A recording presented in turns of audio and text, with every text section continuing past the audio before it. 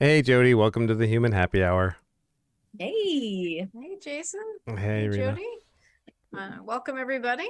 So today we are joined by Jodi Newell, and Jodi is an organizer and activist who recently ran for city council and is currently running for state representative in New Hampshire. She's a mother of two wonderful boys, and when her boys were very young, their father and Jodi's partner tragically passed away from an overdose. Jodi saw how the current system only uses the threat of jail time as a solution and does nothing to help people with substance use disorder and their families. So this issue is at the heart of all of Jodi's activism and political involvement. So welcome again, Jodi, and thank you so much for joining us. Thank you. Thanks for having me. I'm happy to be here. So Jason, I can't hear you. Oh, sorry. How does one run for state representative? Because I might want to try. Yeah, well, let me just say this. New Hampshire is a very unique state as far as how our system works. I don't know if you, or I guess not how our system works, but just kind of the setup. So within our constitution, we have a requirement that each representative needs to represent just around 3,500 people. So 3,500 people.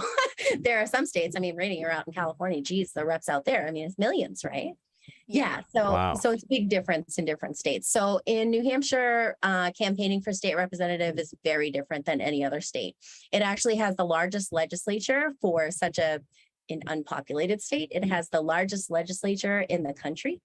And it has the second largest, at least when I read this, and this might be a few years old, so I don't know if that would have changed. Maybe it did, but second largest legislature in the world. So, Wow. This is a great trivia fact.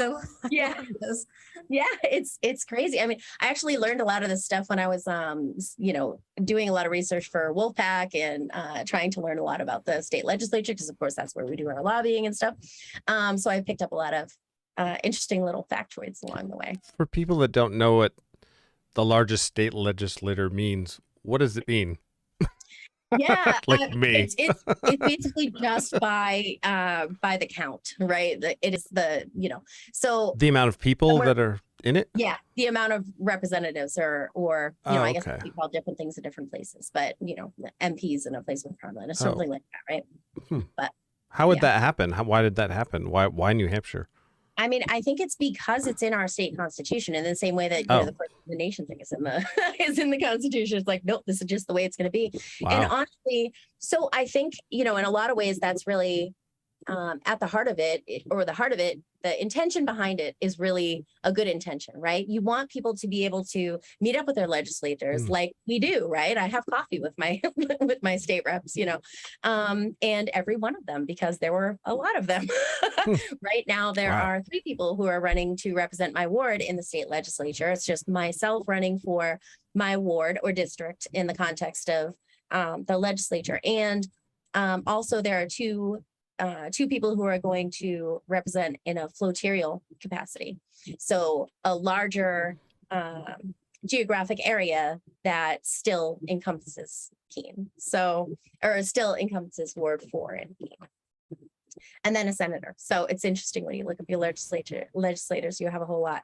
But at the heart of it, it's a really good intention, right? Is that you want to have people be able to be accessible, and you want people's interests to really be represented, right? How wonderful is that for your representative to be able to talk to your local, speak to your local issues, right? And be able to be in contact with people. But then also, there are some other things that kind of count against good representation, which is the fact that, we're paid $100 a year. That's the pay for a state representative. I think in your parking gets reimbursed, but aside from that, and in the same idea, you want to have someone who is approachable, someone who is a member of the community, not necessarily somebody who can raise a bunch of money or do that kind of stuff, that's a great intention. But the flip side of that is not many people can afford to do that. And especially not many people who are in a position like myself, who are, living hand to mouth, right? If you're taking care of children, if you're, for a variety of reasons. So then at the end of the day, the effect of it ends up being people who are either independently wealthy or, for some other reason, or retired or something like that, which doesn't necessarily represent people in your community, represent all people in your community. It's going to be a different perspective if you're talking to people who are in a certain position where they can afford to do that. Yeah. What is the population of New Hampshire? It is, I think last I checked, it was 1.2 million people. Oh, I mean, think about that, Rena. Yeah. I'm sure you have, I'm sure you have cities in California that have more than 1.2 million people. well, you beat us. Where Vermont's like 600 or 700,000. Oh, is it? Yeah. Really? Yeah. Okay. Every time, Jodi, we get on the subject of Vermont, I'm like convinced that every person in Vermont knows each other, like because every time he talks to somebody, Jason talks to somebody else or something, they're like, oh yeah, I know so and so. Does everyone in Vermont literally know each other? Do you know what New Hampshire is to Vermonters? What? Like, what does Vermont love most about New Hampshire? Not me, because I don't partake. However, most people you talk to. What do you, I don't know. People will, in Burlington, will get in a car and drive all the way down to the liquor store just across the border and get tax-free alcohol. And spend like double in gas to do it, which makes no sense. Right on the border. You realize like they're all right on the border. They are right on the border. Yeah, I remember because whenever we went to Boston, on one side there's this giant liquor store, and on the way back there's another one on the other side of the road. And then when I got into college, my friends used to all go down there and buy alcohol, and I'd just be like, "You spent like $50 in gas. How much are you getting?" Like, you have to get a lot to make that up. Oh yeah, I have friends who asked me to pick them up cigarettes, but now it keeps going up and going up and going up.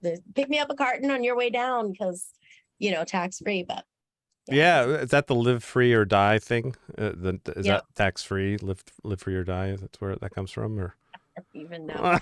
It has so many meanings these days. Yeah, we have. I don't know if you guys have heard of the Free State Project. I haven't. Free State Project. It's a very kind of extreme libertarian movement, but so essentially what happened was these people looked around the country and they said, what is the best state for us to basically make our libertarian haven, And I think I heard somewhere it was between Montana and either Montana or Wyoming, but it was like something like that, and New Hampshire. And they just decided on New Hampshire. One of the reasons being because there's only 3,500 people you need to get to elect you if you're a representative. Oh, wow. Right? So great way to get into the government and then break it apart, tear it apart. And, so like last session, we had, I think, 5 secession bills filed in our state from, libertarian, free stater, state representatives and things, and but they're literally asking people to move here. There's you should look at the website sometime. It's really funny. Not funny. It's not funny at all. I think a lot of people laugh it off in a way. At least I did, until I started to realize what the damage is and the harm that they can actually do in this, defunding education and just all of these different ways that they can kind of make these moves that really have really bad effects for people. But but free state. Okay, so free state means a state that is free of the United States. I mean, what does free mean? Yeah, well, that's interesting because a lot of people are moving from California to Texas because they're saying California is not free, and Texas is not a free state at all. They've got more restrictions than, like, it's insane. They're nuts there, but it's so weird that they think it's free. I don't like what. Yeah, a lot of that had to do with like pandemic restrictions. Yeah, that's true. And, and I'm sure there's probably a lot of people now with like Roe v. Wade that are like, oh, nope, going back to California. Yeah. So, Yeah, or they're coming up here to Vermont. A lot of people. I guess the realty went down, started going down because of the interest rates, and then Roe v. Wade, and then the prices started going up again, which is I'm fine with. Yeah, it's pretty cool. Yeah, I could talk all day about New Hampshire and Vermont. So if you want to ask another question, go ahead, Serena. I'll just keep going about. Like, where were you when the man on the mountain fell? You know, actually, a friend of mine posted. Rena. I'm like, what is happening? You know what the thing is, though? It's real funny because all of our signs, like all of our like highway signs and all of this stuff, they still have the man on the mountain. It's not even there anymore. There's still an overlook in Franconia Notch where you're like supposed to look over this rock where there's nothing there. You know, it's so funny. Rena. I don't know. What is the man? Now somebody has to explain this man on the mountain thing. Go ahead. So the man on the mountain it's a rock formation essentially that looks like a man. The Barely. profile- Okay. Barely. Barely I mean, looks like a man. or I guess I should say looked, not looks, because it crumbled, and so the pieces, Oh, the pieces okay. fell down. So it doesn't even there's no, it's just a rock that I mean it's pretty and stuff, but there's the whole purpose for it being there, and the whole purpose for all of these signs. Like we've invested so heavily into the commercialization of this man on the mountain that he exists in our mind. Oh, that's so terrible. There's like little, they have that like Niagara Falls and stuff. They have the little Like, yeah. things you look in with the. Yeah, Niagara Falls just dries up, and they're like, "Look, Yep. hey, Oliver." But So Jodi, last time Jason was playing with Oliver. Well, I call him Oliver Dennis, and I think now he's like showing up again because he keeps staring at Jason's little square on the. Like this went on for probably way too long. It was like I a can play with a solid cat for a 15 while, even if it's 15 virtual. minutes. I mean, all I'm thinking, the only problem there is that you forgot to mention Oliver as featured in the blurb. I think that's a problem. Yeah, you could see his head. He's like, and I'm like wondering if he remembered Jason's voice or something. He totally because remembers. It's like, right, yeah, he's You staring remember, don't direct- you, Oliver? Hi. Staring directly at him. Oh my god, that's so This is just gonna be a thing. Sorry, now. I'll I guess try. it's I'll like- try to focus. Oh my god. It's just now become part of the show. It's like Oliver Dennis portion where he comes. But yeah, usually he comes at like the 2-hour mark when I've been doing it, and he's like, "All right, you've had enough." But I'm like, "Wait a minute, he's early," and I think he's trying to hang out with Jason. He's your timer. That's right. Oh my god, the Yeah. cat's too cute. Staring at me. Well, I think.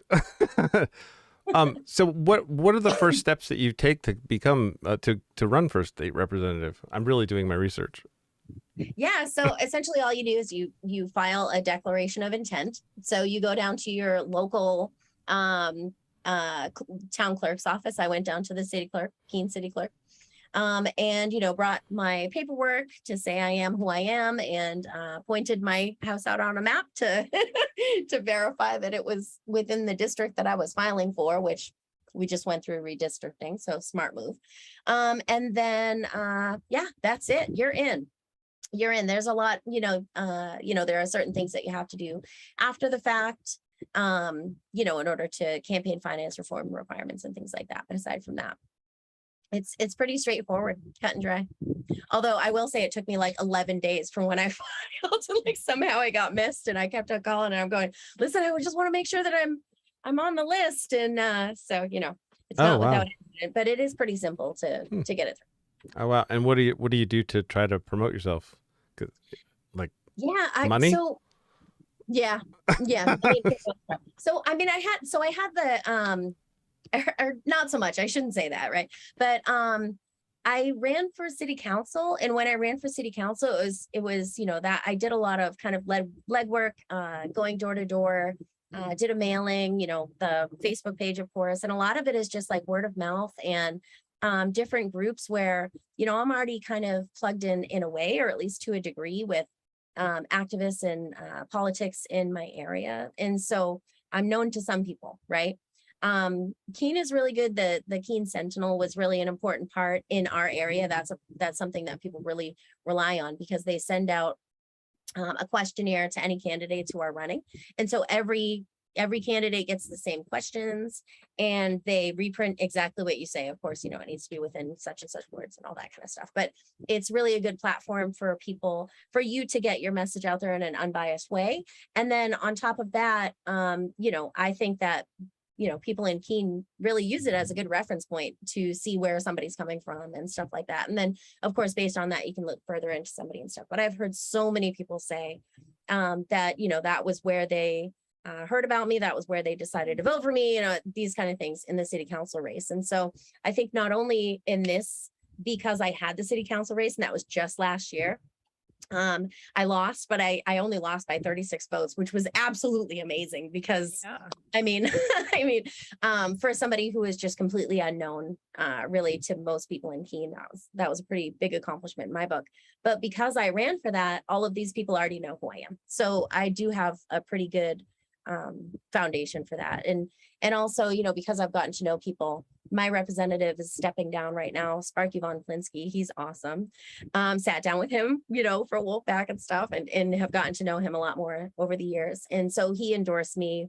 My city councilors are endorsing me, have endorsed me and things like that. So, nice. So I hope that, that'll all amount to something. Oh, wow. But, cool. yeah, big thing is knocking on doors. That's what I want to do. Even, a lot of people who came through the polls, of course, I stood out at Ward 4, which is mine, but I was running for an at-large seat in the city council, so it was the whole city.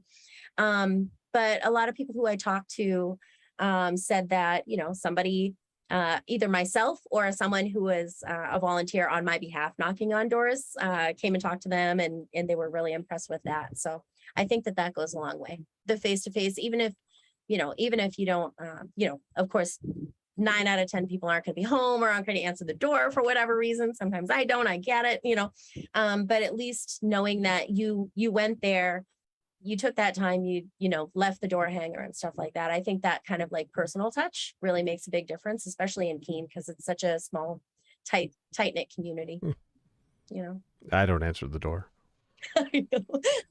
I dive for cover if that doorbell rings. Yeah, Well, I also don't answer. I've made the mistake of answering the door sometimes when I probably shouldn't have. So, yeah, I don't like it. Yeah, I feel like it's like, what, knocking on? No, like you immediately just hide, bat down the hatches. Like, I don't know who's knocking on my Well, isn't door. that funny though? We don't expect people to just come unexpected, right? Like, so somebody showing up at your house is just a whole different feel, I think, probably than even, 15, 20 years ago. Yeah, you're right. I was just thinking about earlier my phone was ringing, right? And I was thinking about, and I just almost never, if I don't know the number, I don't answer it. I let it go to voicemail, even if I might be expecting a call from somebody I'm supposed to interview for an article or whatever. And I was thinking about it used to be fun and exciting. And remember when you didn't know who was on the other line and you're like, oh, this is an adventure. Like someone's calling me. Yeah. And now it's it's like dread. You're like, oh, I don't know that number. Who could be there? It could be trouble. I don't even like when I know the not... person. I don't like phone calls. I think it's rude to call. I think you just need to text first. Hey, can you have time to talk? And then you can plan the time. Yeah, it has been. You're right. I also won't just call unless it's like a family member or something. Otherwise it's like no. Nobody. If the phone rings, I'm assuming it's someone I don't know or an emergency. Someone that hasn't heard the rules yet. Isn't that funny? Sometimes I'm like, oh, I don't want to write out this text, and wouldn't it just be nicer? Why don't I just give somebody a call or whatever? And I'm like, but when I'm on the other end, I don't see it like that at all. No. But when I'm calling somebody else, I think it's a nice thing. Like, oh, I'm gonna be 15 seconds turns into 20 minutes. Yeah. Especially if you're me. Yeah, I'll meet you there. Turns into so blardy blah blah. Yeah. Pertinent information, people. That's right. Yeah. So, Jodi, what are you hoping to accomplish as state representative, and what kind of prompted you to run? Yeah, I think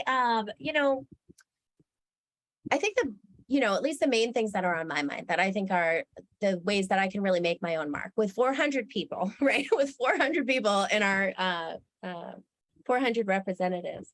There can be a lot of Democrats, a lot of Republicans, you could, under the same banner that you're going to vote along on certain issues. So there are a lot of issues that I agree with.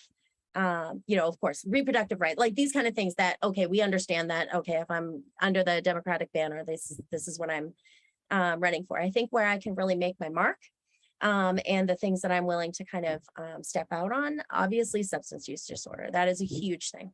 Improvement of treatment. Right now we're looking at what would you call it? So in 2018, Medicaid expansion was voted on, extended for 5 years.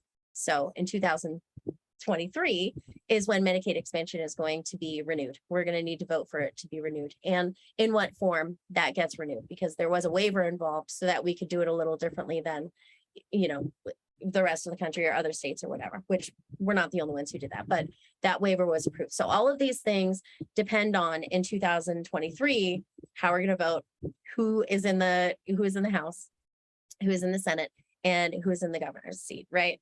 And when I was going around and doing my research on substance use disorder, the state of substance use disorder in New Hampshire, one of the things that I found was essentially our whole system, the hub and spoke model, and all of these treatment centers and community centers and things like that address substance use disorder are all based around Medicaid expansion. So Medicaid expansion allowed for these things to be implemented. So these things kind of intertwine in obviously, substance use disorder is going to be treated in that way, but it's interesting to see that that's going to be happening in 2023. So we're really going to have to put up a fight, especially with, the way that our legislature is very wishy-washy. So it goes back and forth between Republican and Democrat.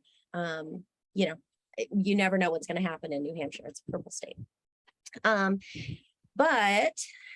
So substance use disorder, that is one thing that I feel like I have some type of expertise that I can bring to the table.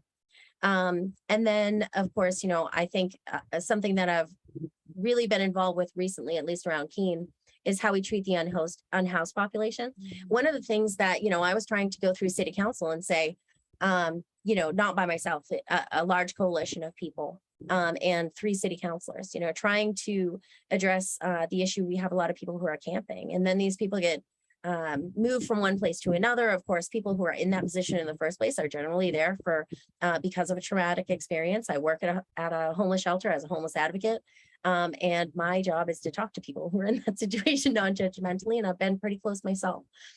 So we were trying to do things like safe camping areas and safe parking areas, just things that not only would mitigate the the factors that people don't like as far as having trash or it's on private property in that situation and all that kind of stuff.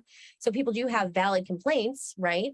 But how do we mitigate those factors to the community, and then also make sure that people are treated with respect and dignity, and that they are secure and safe and secure. So somebody comes into that situation generally based on a traumatic experience that they've had. And then what do? Then we give them an ultimatum. Either you follow all these rules, go into a shelter and do things in this way, or we're just going to treat you like you don't matter and, shush you off from one place to another or something like that. If somebody is already suffering from that trauma and then you just inflict more trauma on them, that's actively doing more harm. And so I was trying to come at it from through the mechanisms of the city council. And then when I was doing that, I got feedback from people on the city council and the city manager and things like that, talking about, well, we really need to reform this from the state level down. We see that homeless shelters are not compensated to a level that they need to be in order to actually provide people with the services that they need to provide them with, which is, wraparound services, or to have beds available.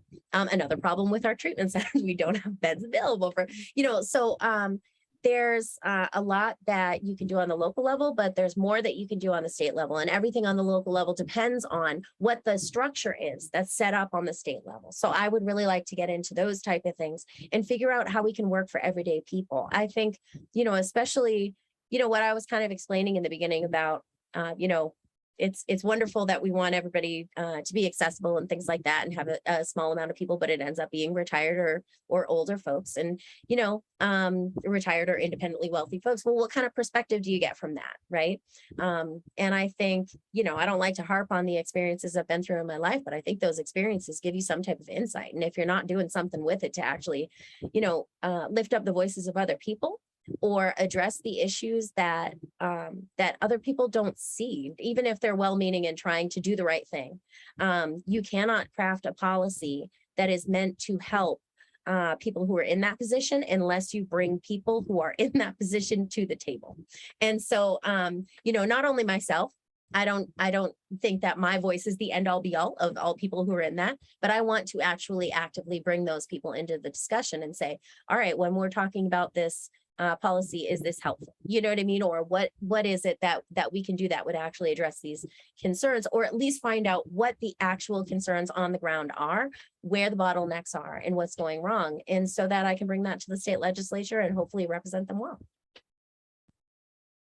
I agree with so much that you said. I mean, being in LA, of course, you see unhoused people and they're just treated terribly. And you think about and a lot of them are in the middle of, I don't know how it is there, but like particularly out here, a lot of them are like actively experiencing some kind of psychosis, and they're very, and so even if like you wanted to approach them and say, hey, let me get you some shoes, or do like it becomes a dangerous situation because you don't know what they're seeing.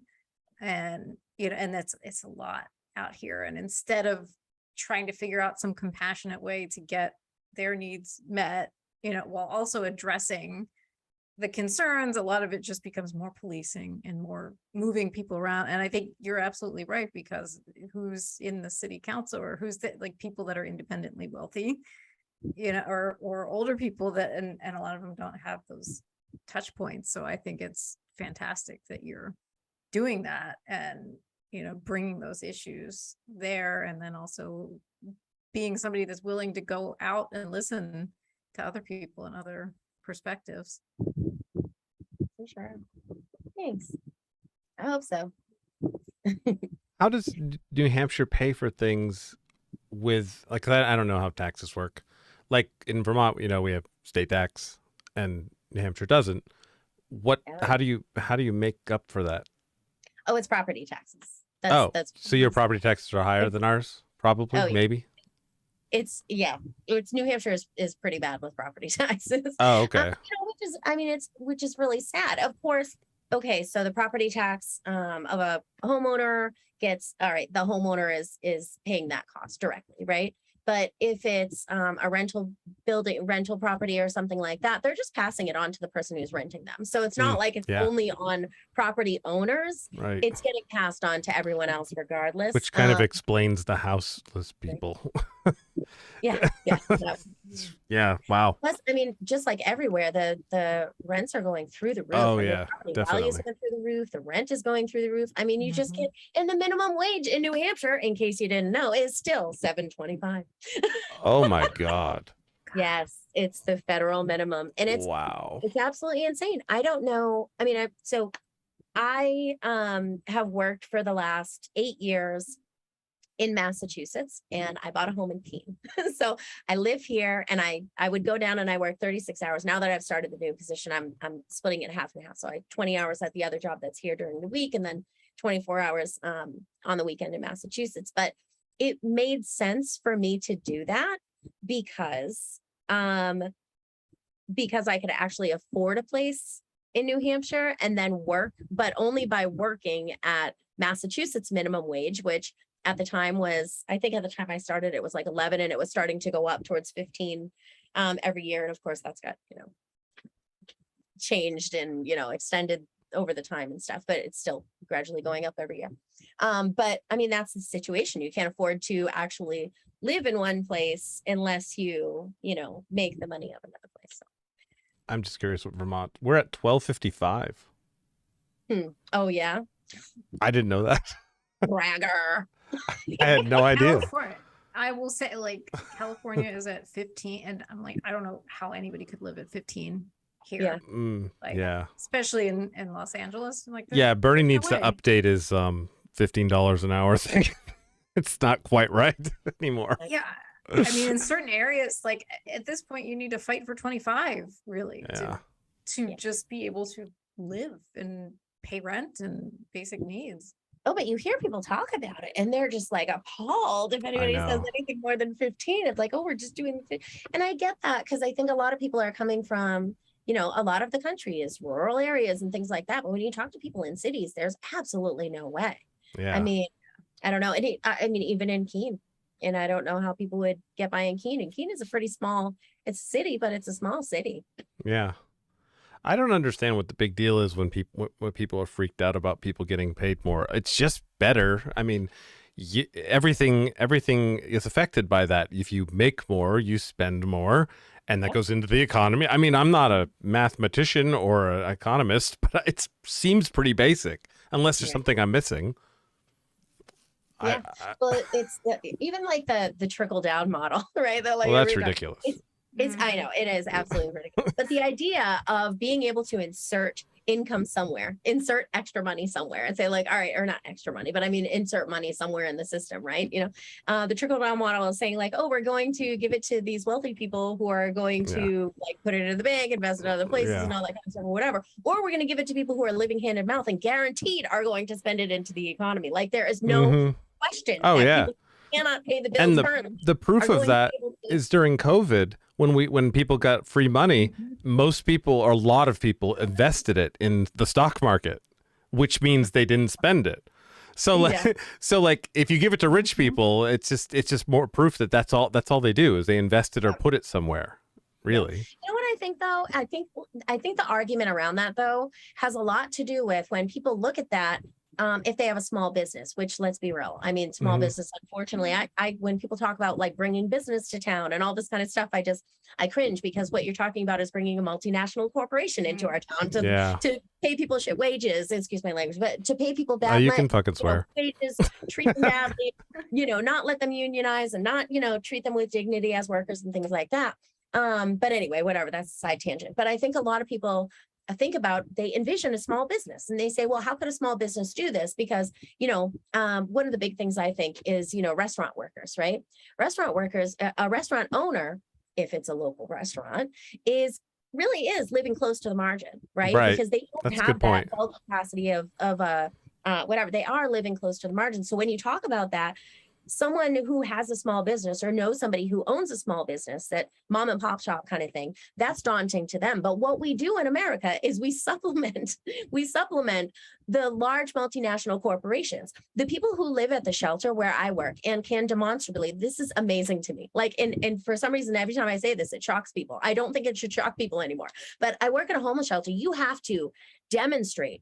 There is so much red tape that goes along with that. You have to demonstrate, or bureaucracy, I guess I could say. You have to demonstrate that you cannot afford to pay the bills. You have to demonstrate. And if you have a car that costs too much or something like that, you cannot have that asset because like you have to demonstrate that you really have to be in there to take up space in these limited amount of shelter beds, right? Yet these people will be working full time for minimum wage for Dunkin' Donuts up the street, for Walmart up the street. Walmart pisses me off the most. You want to know why? Because Walmart pays these people crap wages, doesn't pay them full time, doesn't have them full time because they don't want to pay for any type of benefits or anything like that. And then Walmart happens to be the place that all of the SNAP benefits get spent at and all of this stuff. So not only are they paying wages that are less than someone can survive on, but so they're benefiting in that way, they're profiting in that way, but they're also profiting on the other end where, you know, it's in all directions. Yeah, they're letting the government pay for their health care too, and their insurance and stuff. And yet when we think about it in more concrete terms of the person you know next door who has a painting company, you know what I mean? Or who has a little breakfast joint or something like that. I think that's what people think of when they think about that. But why don't we supplement those people rather than supplementing the large corporations at the end of the day? That where it doesn't stay. And that was a rhetorical question because we all know why we don't. Yeah. Unfortunately. Yeah, Yeah. that's really depressing. Oh, So It how is. can someone how could you help change things at your level? Like you probably believe in doing it locally, right? Yeah. Essentially.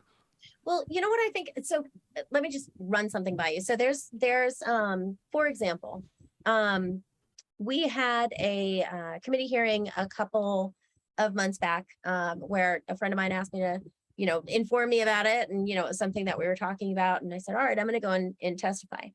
And it was about Hobby Lobby coming to Keene, right? I get the chain stores, I get the convenience and all that kind of stuff or whatever. But what is interesting to me and what my testimony at that point was around was the idea that, for example, in Keene, we just passed this resolution a couple of years ago that says we're going to be all renewable energy by 2030. Well, if we have Hobby Lobby come in, not to mention what they do in other communities, not to mention the idea that they pay people bad wage, that it's not a good community investment whatsoever, they have a giant building that they're going to be using. And have we even asked them, let alone had any requirements that this company that is going to be extracting wealth and extracting everything from our community, are we even giving them any, restrictions or guidelines or regulations around the thing that we passed a couple of years ago, saying that we want to be renewable energy? So like, I think what I'm trying to say with this in kind of like a roundabout way is that I think that especially in New Hampshire, we have it is, how should I put it? It's very non-restrictive. It's non-regulatory. You know what I mean? There's this idea that, it's this free market mentality. And I think if we actually want to follow through and hold ourselves to the ideals, we hold citizens, we hold everyday people to their ideals, to these ideals, right? We can pass whatever policy we want, but unless it is holding these large multinational corporations, if they want to operate in our state, unless it is passing legislation that regulates what they do within our state. I'm trying to get back to the actual question because I think I answered it, but I'm not trying to figure out how I kind of wrap this up with a bow. I think that what it comes down to is creating the structure, creating the policy, the regulatory policy that makes our aspirations, our goals, and our values actually possible. Does that make sense? Yeah, I understand that. Yeah. Yeah. I think also it's good to have examples for other places. Like in Vermont, UVM, they have a policy. The UVM Medical Center has no one goes without prescriptions. So if you honestly cannot afford anything, they will just give you prescriptions for free. When people hear that, if the right person hears it in the right state, might go, wow, if they can do it, then maybe we can do it. It's a good way to also set examples, for other states. If you, kind of like thing. Yeah, for sure. And actually, speaking of which, because what is it? I can't remember what the actual legislation number is, but in Vermont, the idea of it's like a big box store bill or something like that. I need to look back. There is something. I can't remember what it says, but because they have a lot of regulations on it. But it even it's kind of this runaway system where in any community you just allow any business to come in, no matter what the effect of that community or what the effect versus the benefit, right? And so what Vermont did with the big box bill was, and I'm probably calling it the wrong thing, but but it's something like that, and that's probably the nickname. I like that name. Right. But what it is it's weighing the pros and cons of, what is this bringing to the state? Is it actually adding anything of value? And then what is the demonstration? It's just a cost benefit analysis, really. But I think that's what we should do rationally, Yeah. Well, everything, it should be a thought process. Right. Definitely. Yeah. Did anybody ever see the movie High Cost for Low Prices? The Walmart movie? It sounds familiar, but I don't remember what's in it. Holy crap. Well, in that they describe Walmart's plan. It's to make a super Walmart and then have satellite stores like 20 miles away from it. And they actually call it the dead zone in their plan. And the idea is that you destroy all as much small businesses as possible, so that everybody not only shops at Walmart, they also work at all the Walmarts. Yeah. Then once it gets too bad, you close the satellite stores again, and everybody now makes businesses. It's like a 20 or 30-year plan. People make their businesses again so that they can recover, and then you open up the stores again and make a dead zone again. That's like their plan. Yeah. That's why I don't shop there. I haven't been there in 20 years. I have a personal Walmart ban that has been in effect probably 20 years now. And I'm going to tell you the one time I had to go to Walmart real quick. Let me just tell you, because it's very, very, I have been driving across the country. I love road trips. It's a big thing for me. I drove across the country at first when I was like 15, with my grandparents. And ever since then, like, I love it. That's what I do. Not so much anymore. Now I own a home, so I can afford it. But anyway, whatever. But moral of the story is, so I've been driving around the country for 25 years or something like that. So I've kind of seen a little bit of the evolution. Well, I remember I want to say it was like maybe 10 years ago or something like that. No, it's got to be a little bit more because my kids were in diapers. So I'm driving down to Memphis, and I have this personal Walmart ban that has been in effect for like 15, 20 years now at this point. Probably split the difference. That's probably the right one. But anyway, and so I don't go to Walmart. Well, I'm driving down the highway between here and there, and I keep seeing, and I realized that I'm out of, I think it was wipes or diapers or something like that. It was something that, I needed for the kids. So I knew I was getting towards the end and started looking, whatever. It's like a 2.5, 3-day trip or something. We split it up with the kids 3 days.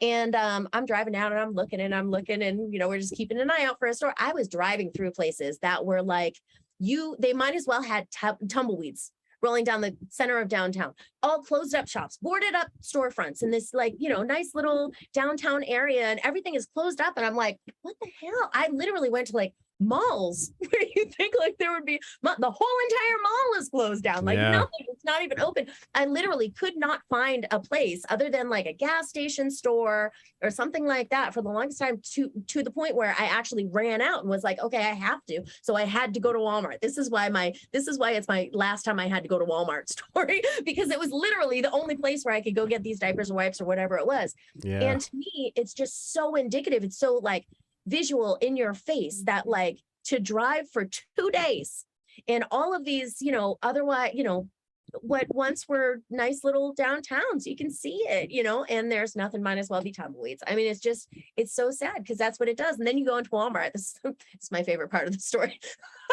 You go into Walmart and there's a tax place and there's a haircutting place and there's there's just all of those things that used to be mom and pops are now within the Walmart superstore. It's like, it's so depressing. I don't know. That's their plan.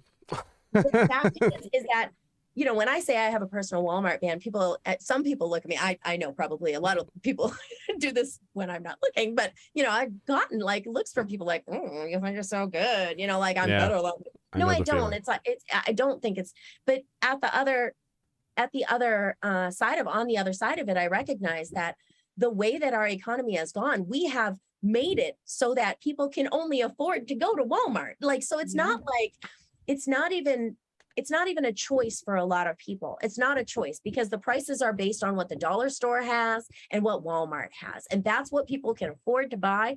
And I'm not looking side eye at anybody because that's not, because it's not like someone's making a moral choice. It's not like I get to take the high ground or anything like that. That is what our society has produced. We set up a system and the system produces what it is. If you don't like what it's produced, then you need to change the system. And that's where we're at. Anyway. Yeah. Yeah, that's such a great small story to encapsulate all of that. It's true. Some people have to shop there. I know. You're right. Yeah. Yeah. I think one of the things I like about my neighborhood out here is like there are actually still some small businesses that you can go into and at least like some restaurants and things that are not chains. I don't know how they're surviving, but but they are. And so you have the population though.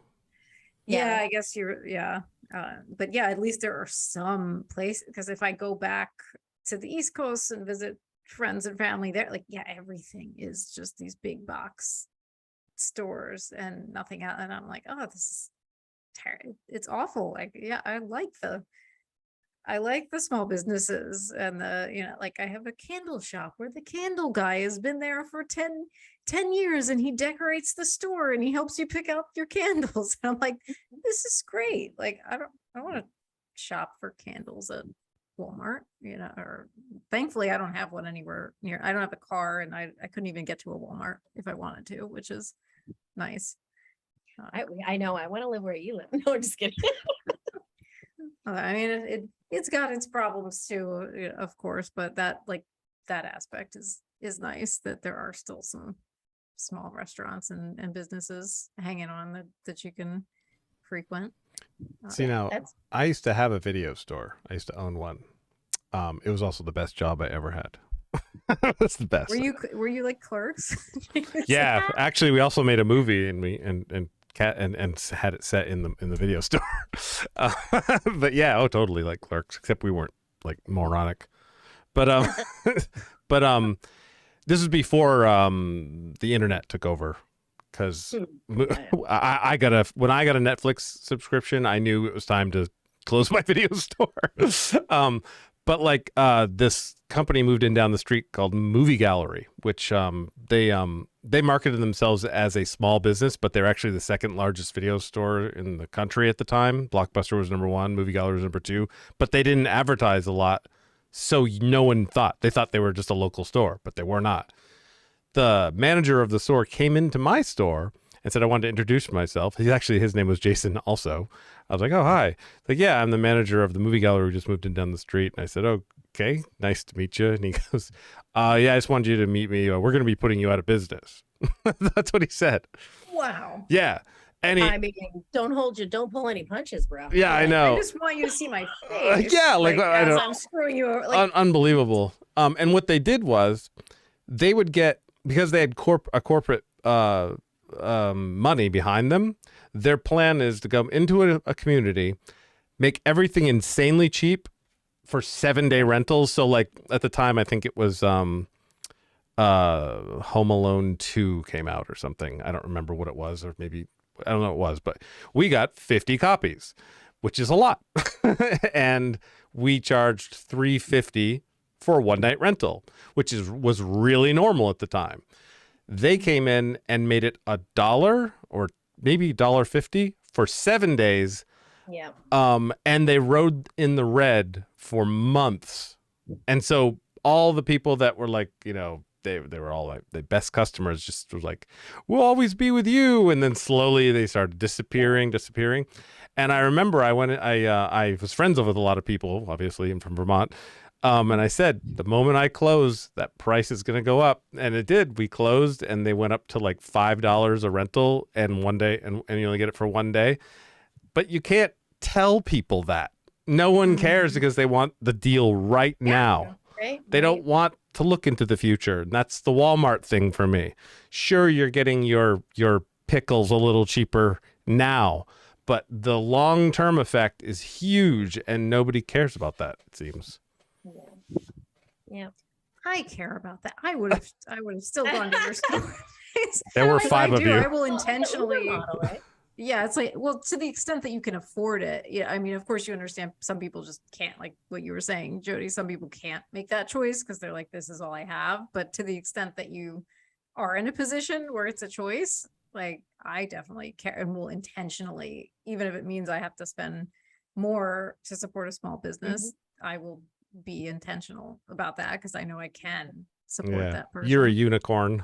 There's not a lot of people that do that.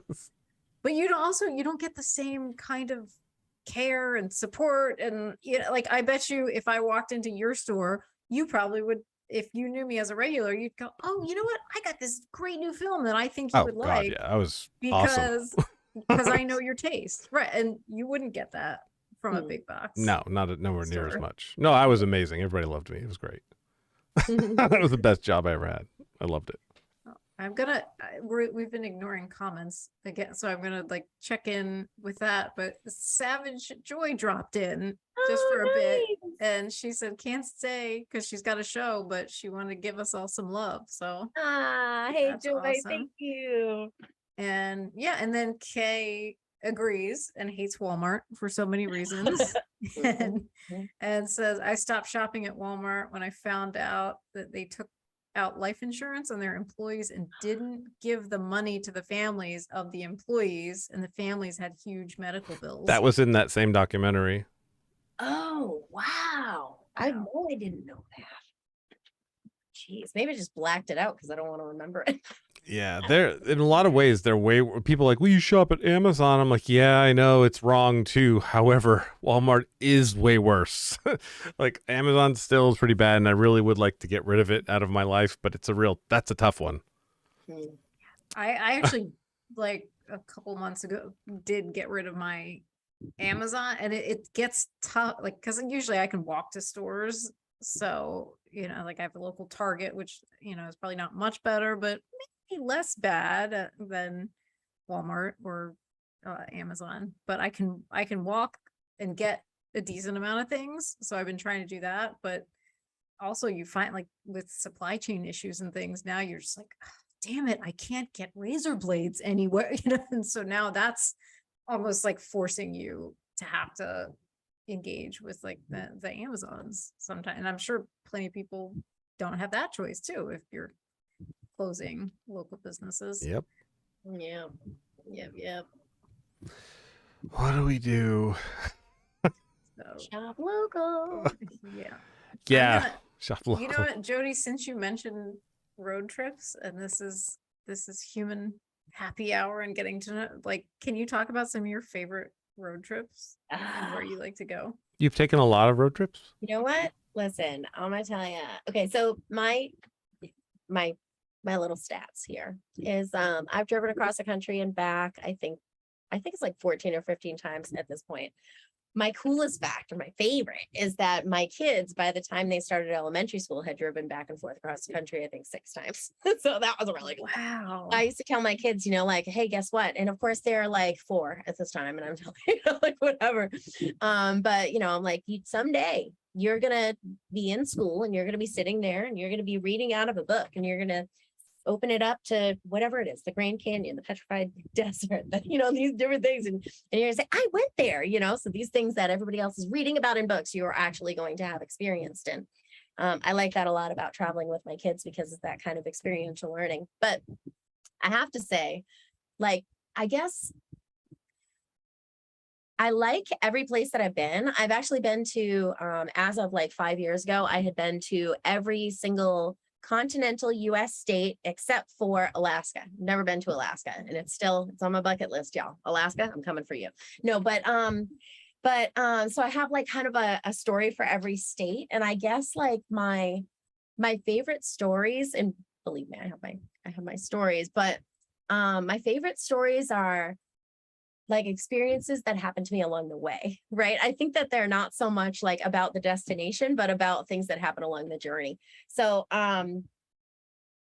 here's a good one. Okay, so I got pulled over in the middle of the night. This is actually a really funny one because I got pulled over in the middle of the night in Montana, of all places, because Montana, I think we all know the speed limit is like 90 or something, or 80 or whatever it is. It is insane. You can't What get the hell were you doing in Montana. But I did. I got pulled over, right? Or let me put it this way. I got pulled over because here I am. I'm driving in the middle of the night by myself. I think at this point it was 11 o'clock at night, right?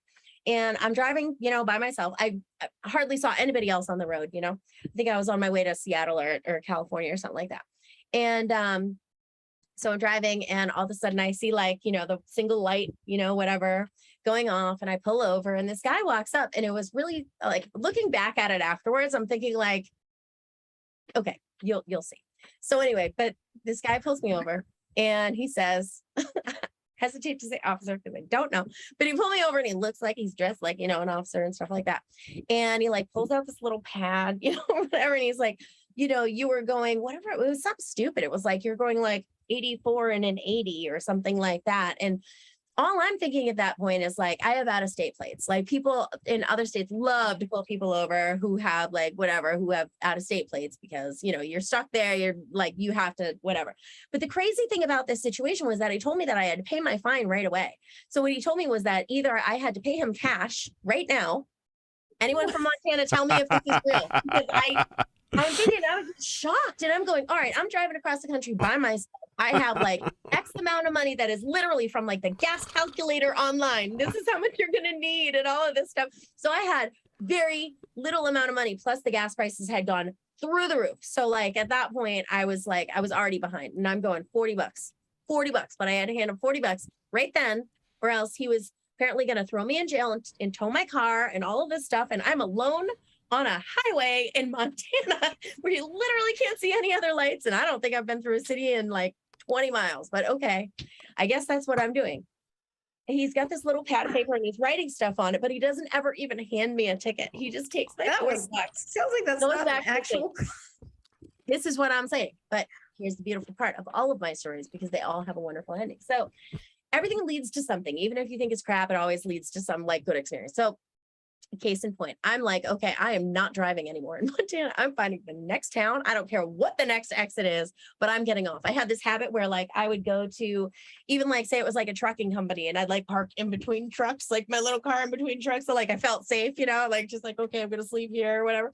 But anyway, so I figured I was going to do something like that. But what do I pull into but this tiny little town where it's like literally you drive 2 minutes and you're through the town and you're like out into the middle of nowhere. So this town has a general store.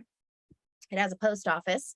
It has, I don't remember what else. Those are the only two things that I remember. But in a saloon. And my favorite, because I play pool. I got trophies behind the screen.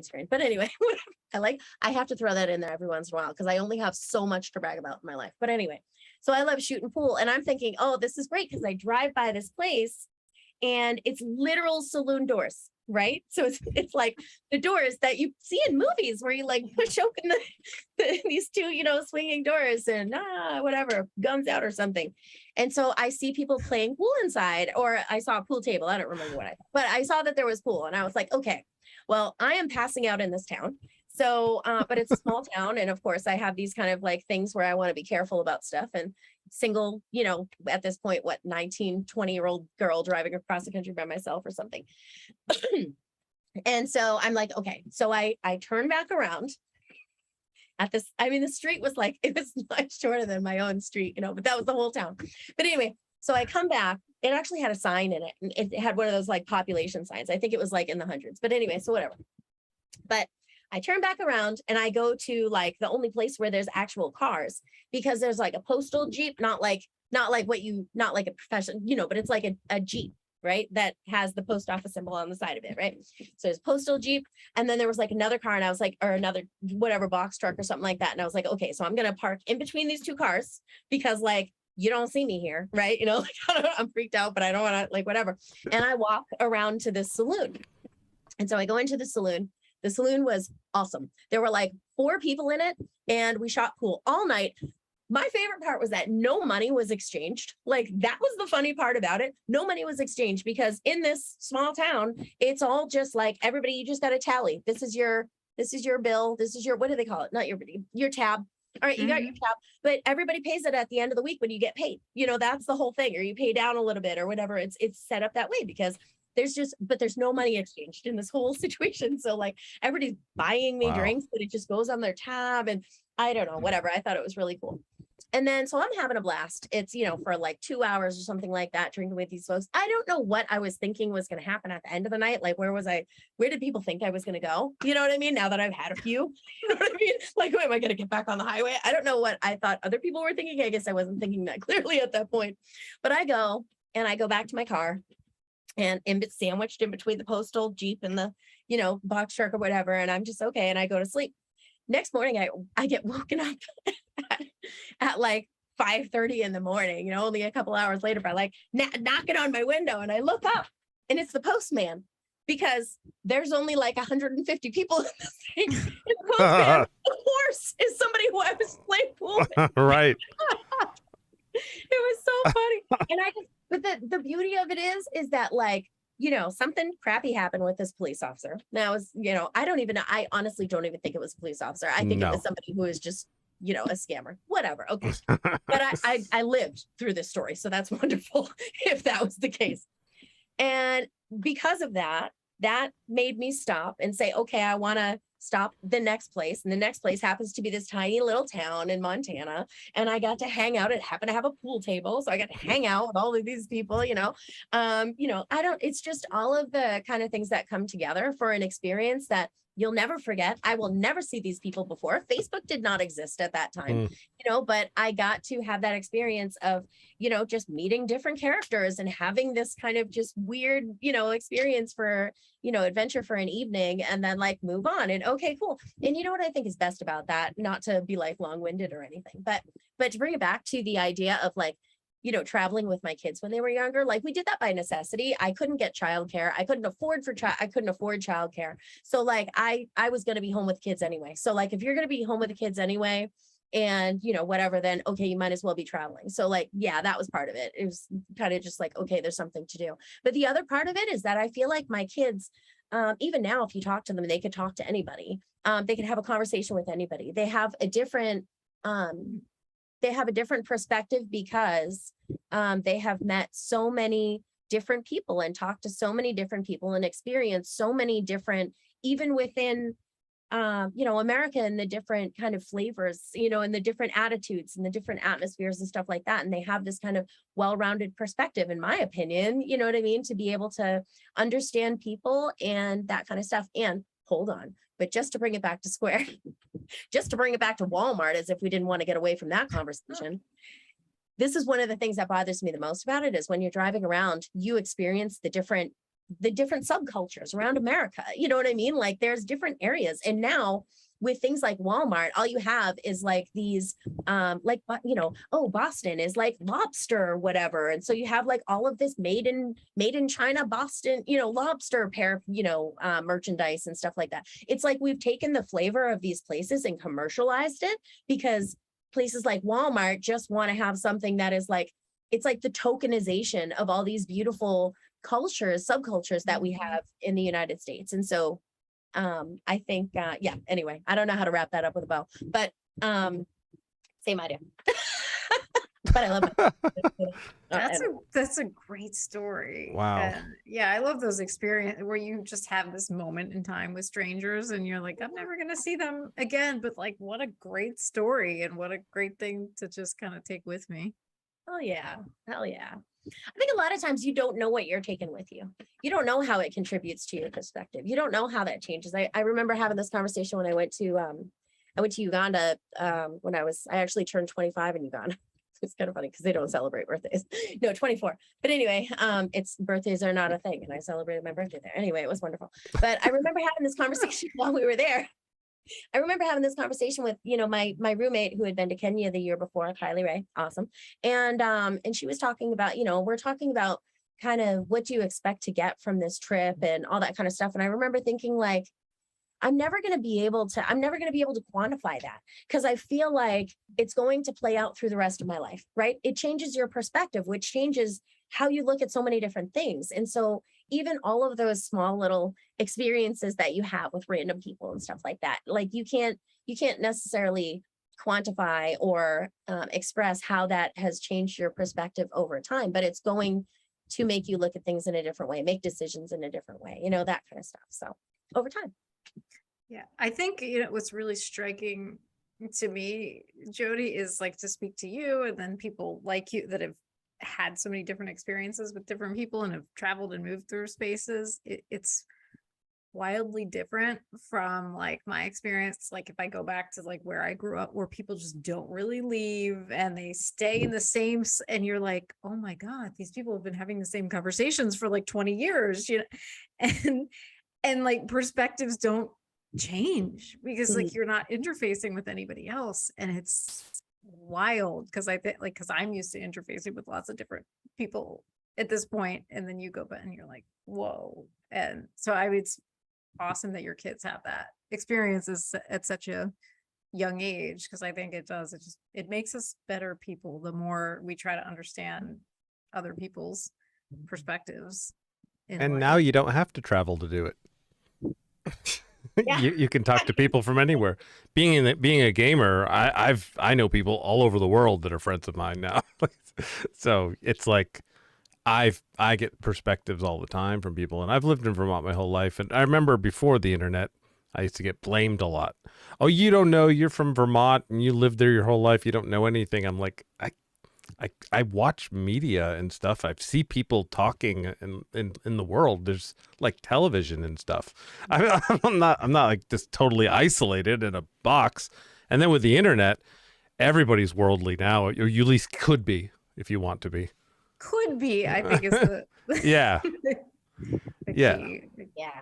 Well, I think it's interesting too, like the way that you travel is significant too, because a lot of the, I think a lot of the things are, it's like you're, okay, Pier 39 in San Francisco. Is it Pier 39? I think that's what it's called, Pier 39. I worked at Pier 40, but it's weird because it goes even down this way and on up this way, but whatever.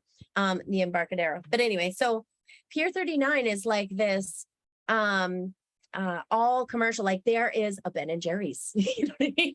There is a what is it, Boston Lobster thing, or I forget what it is, but it's it's the same company. So it's this same, it's like when you go on vacation and you stay in a resort, you know what I mean, and you don't go anywhere, it's like a supplemental little manufactured space. So you're not actually experiencing that culture, right? Like you're going there and you're going to the same stores that you could anywhere else, you know what I mean, in a different city. So like it matters. And then, when you're talking to people, I hear my son talking to people all over the country, and I think all over the world on like gaming and stuff like that. And, you're talking to a real person, and you're not having kind of like a mediated conversation or like a mediated experience, right?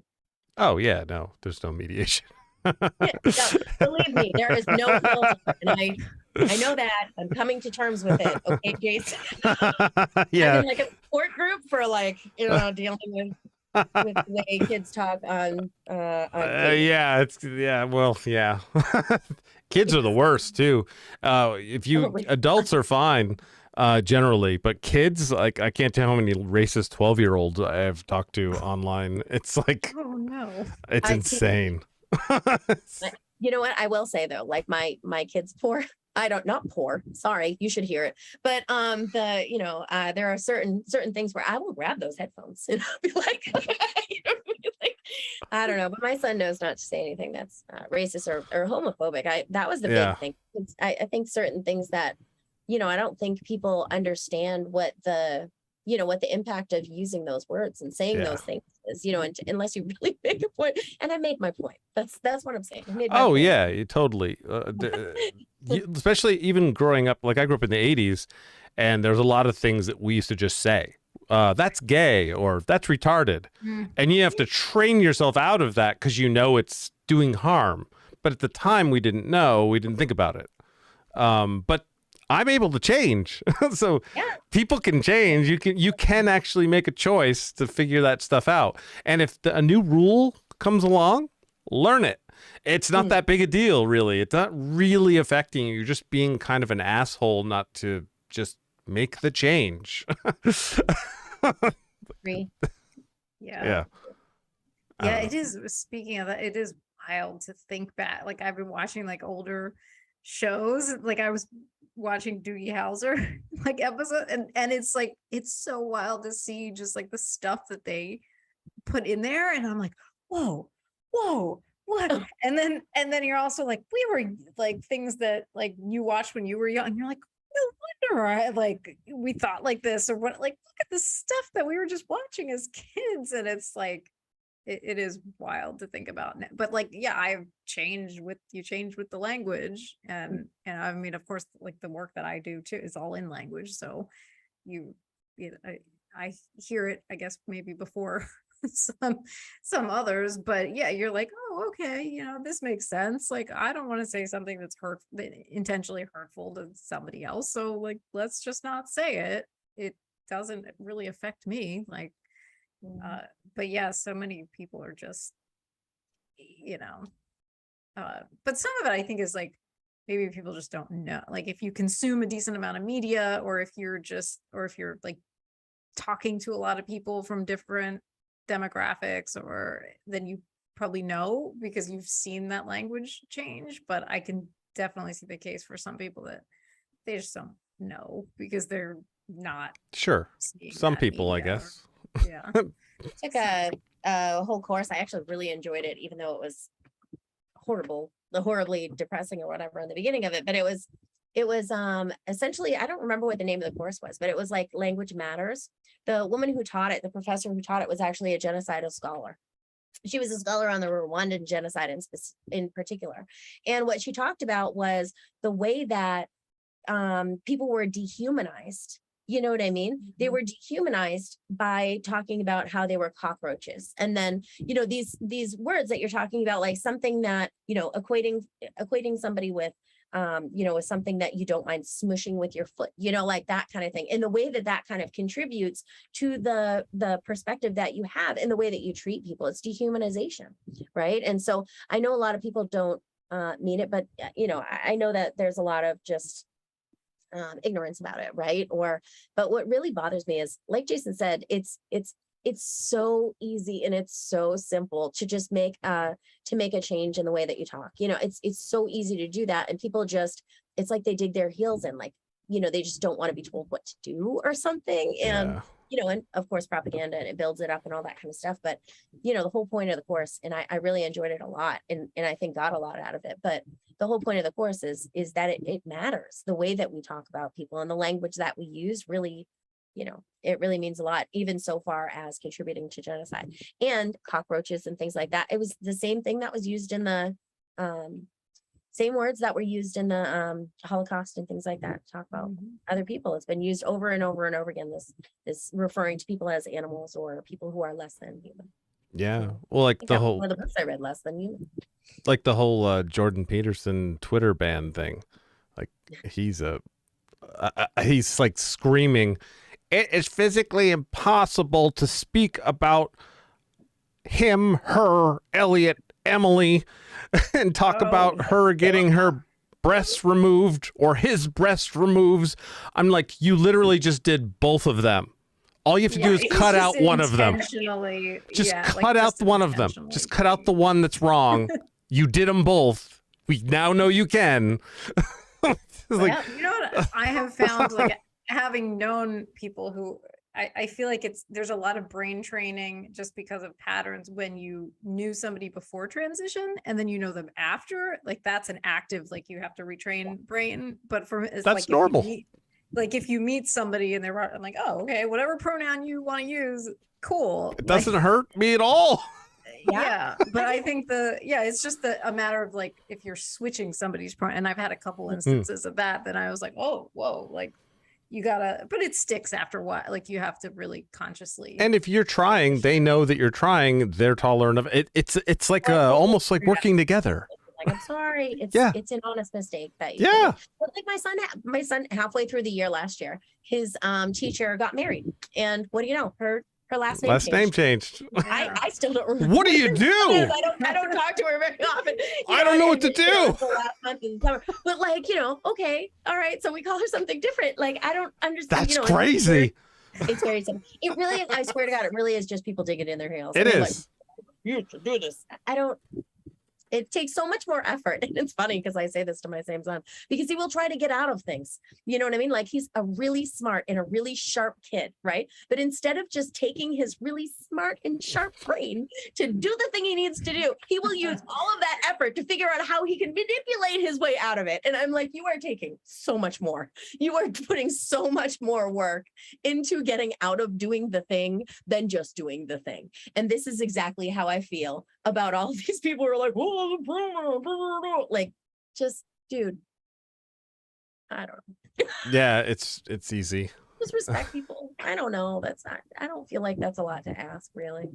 It is for a lot of people, it seems. Yeah. True. Yeah, it's sadly. It's interesting. Yeah, like to see how people dig their heels in that way. And I mean, I spend time playing with language and all the time, like, and then we have specialists that study the language and tell us like this is why, and they'll consult with different populations. And so I spend a lot. I'm like, oh, okay. And it's a lot to remember, but it all makes sense and you get it. And but then like just to see people dig their heels in with that, I'm like, why are you so invested in this? That's the strange thing. And especially with like with pronouns and I'm like, what? Why do you care? I'm like, I just, like I saw a comedian do a bit about it that I thought was quite good. And like, he was just like, he's like, it's like, whatever you want to do, whatever you want to be called. He's like, I got to go to the bank, And I was like, that's such a, because, he was making the point where it's like, it doesn't affect me or my, Yeah. like, I will call you, I will do whatever you want. It's like, a minor 'cause inconvenience compared to what they have to go through. yeah. Absolutely. Absolutely. Yeah, it's nutty. So, Jodi, I want to ask you, like, because we kind of touched on it with your bio, but sort of the catalyst and the story that kind of brought you to the forefront to engage politically, and it's kind of been a big part of your journey. Do you mind kind of talking about that Not at all. story, and then kind of maybe like connect it to kind of where it's led you now? For sure. I think, and just to preface it, it's a story that I share like constantly, like over and over and over again. I think it took me a long time to really be able to do it because there is so much stigma built up around it. But that's why I am so grateful for activists and advocates who really lifted up my voice in the first place and made me feel like I was a valid human being whose experience mattered, and Corey's experience mattered, right? But so essentially what happened was, we were living out in California, my fiance at the time and I, we were essentially, recreational drug users, right? One of the things that we had access to just by virtue of people that we knew, and, it didn't really seem like too big of a deal at the time, was OxyContin. So this is about oh my God, it's 17 years ago now, 16, 17 years ago. And so, something that, we kind of had this back and forth where we'd be like, oh, we go get one and split one or whatever. And then we'd go a couple of days and whatever. Well, then I got pregnant. And when I got pregnant, that's a hard stop, y'all. Like whatever is going into my body is going to my baby. And so like my choice at that point was, no, I don't want to pass something on to my baby because I wanted to have that baby. So I stopped, right? It was not necessarily easy, but it was like, I felt like if I made the choice to have the baby, I didn't want to do that. And so I was able, because I had a biological imperative based on my choice. So I stopped. And at that time, it was harder for Corey.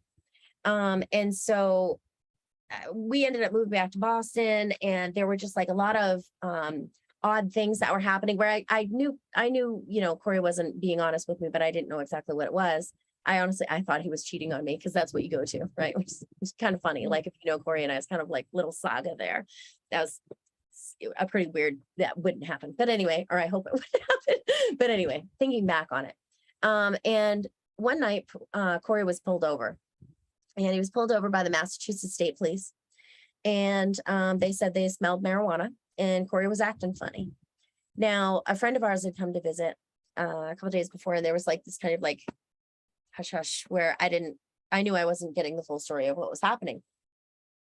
Later on that night, Corey calls me up, I cannot even describe, because Corey was like my big, strong, I literally called him my big, strong, handsome man, and he calls me up.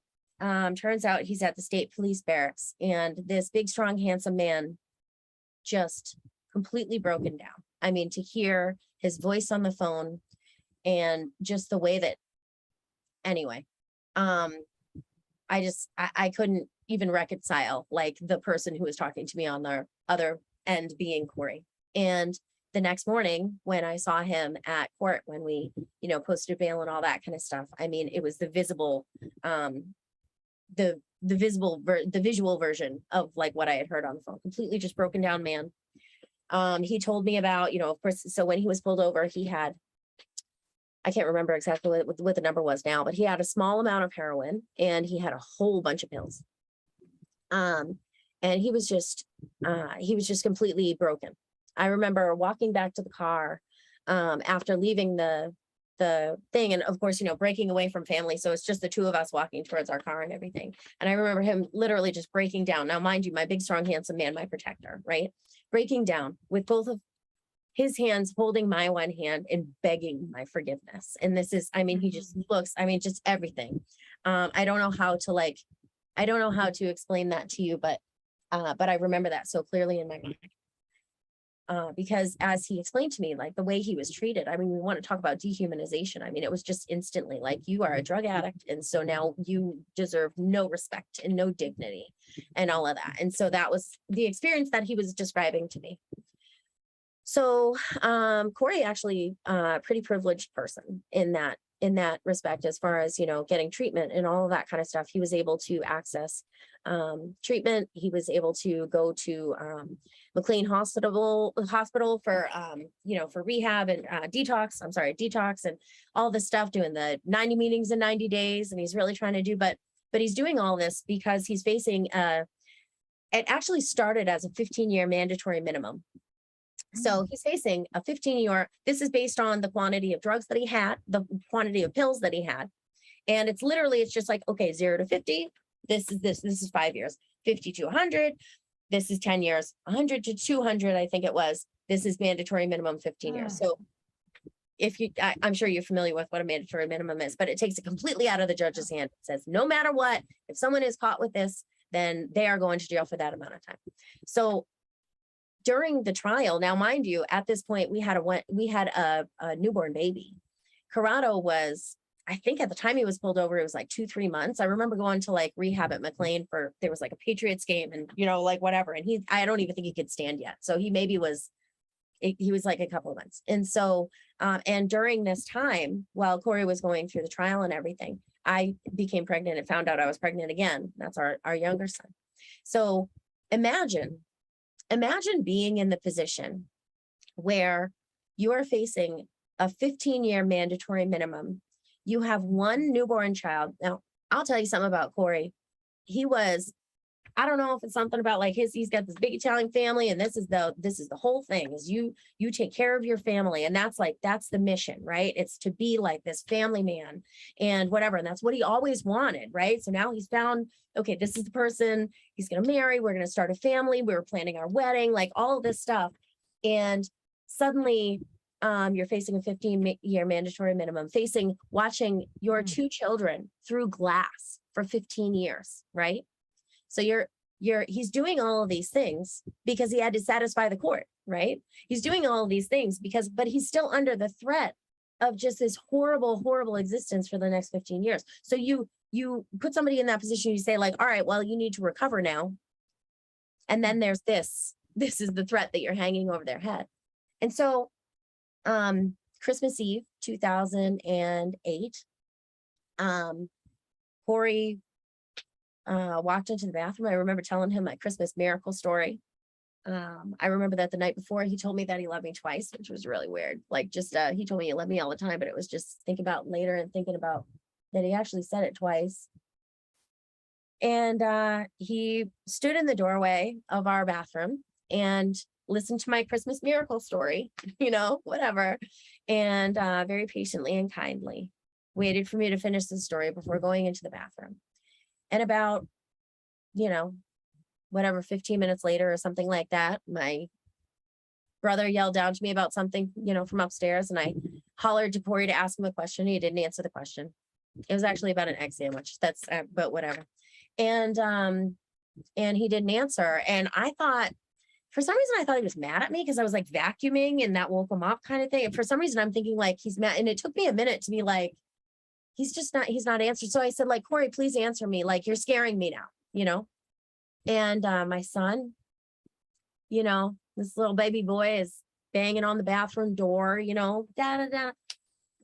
And I realized that I wasn't hearing anything and that he would have answered me. You know what I mean? He would have answered me, at least when I said, even if he was mad at me, he would have answered me. And so I busted in the door, all 9 months pregnant of myself, busted in the door, and I found Corey unresponsive. And he died. He overdosed. They tried to revive him. I think back on that a lot. If I if I had actually, I mean, we have Narcan now. Like we had it then, but it wasn't widely available. It wasn't something that you would keep at home. Nowadays, if you have someone, if you know someone in your family who, you know, suffers from substance use disorder, then, you know, that's what you do. But anyway, you know, if I had had that access, maybe I could have saved him, right? But I didn't. I did, you know, CPR was the best thing that I could do. And we lost. And so after that, of course, you know, I spent a good 5 years just really, you know, this is the thing about telling the story, right? Is because like I knew about the stigma. I had the idea of the stigma. And so I spent a very long time just telling my kids all these stories about Corey, because I wanted to tell them about their dad before the world got a chance to tell them about like the stigma. I wanted them to know how amazing of a human being he was, and that they were made in love, and that he loved the shit out of them. And he would, that all he wanted to do was be there for them before they fully understood what it was that took his life, and before people started saying those things, you know, and judging in that way. So I kind of kept myself in grief for a very long time, because I intentionally did that to make sure that Corey was present in my kid's life, and so that they could understand who he was. Now, it took me being jogged out of that by my son saying to me one day I'm dropping him off at Montclair Elementary, and we're coming down the hill. This is when we lived out in Oakland. We're coming down the hill, and my son says to me, "Mom, I don't think you could love anybody else," out of the blue. And I said, what do you mean I couldn't love anybody else? He says, "No, because you love Daddy too much."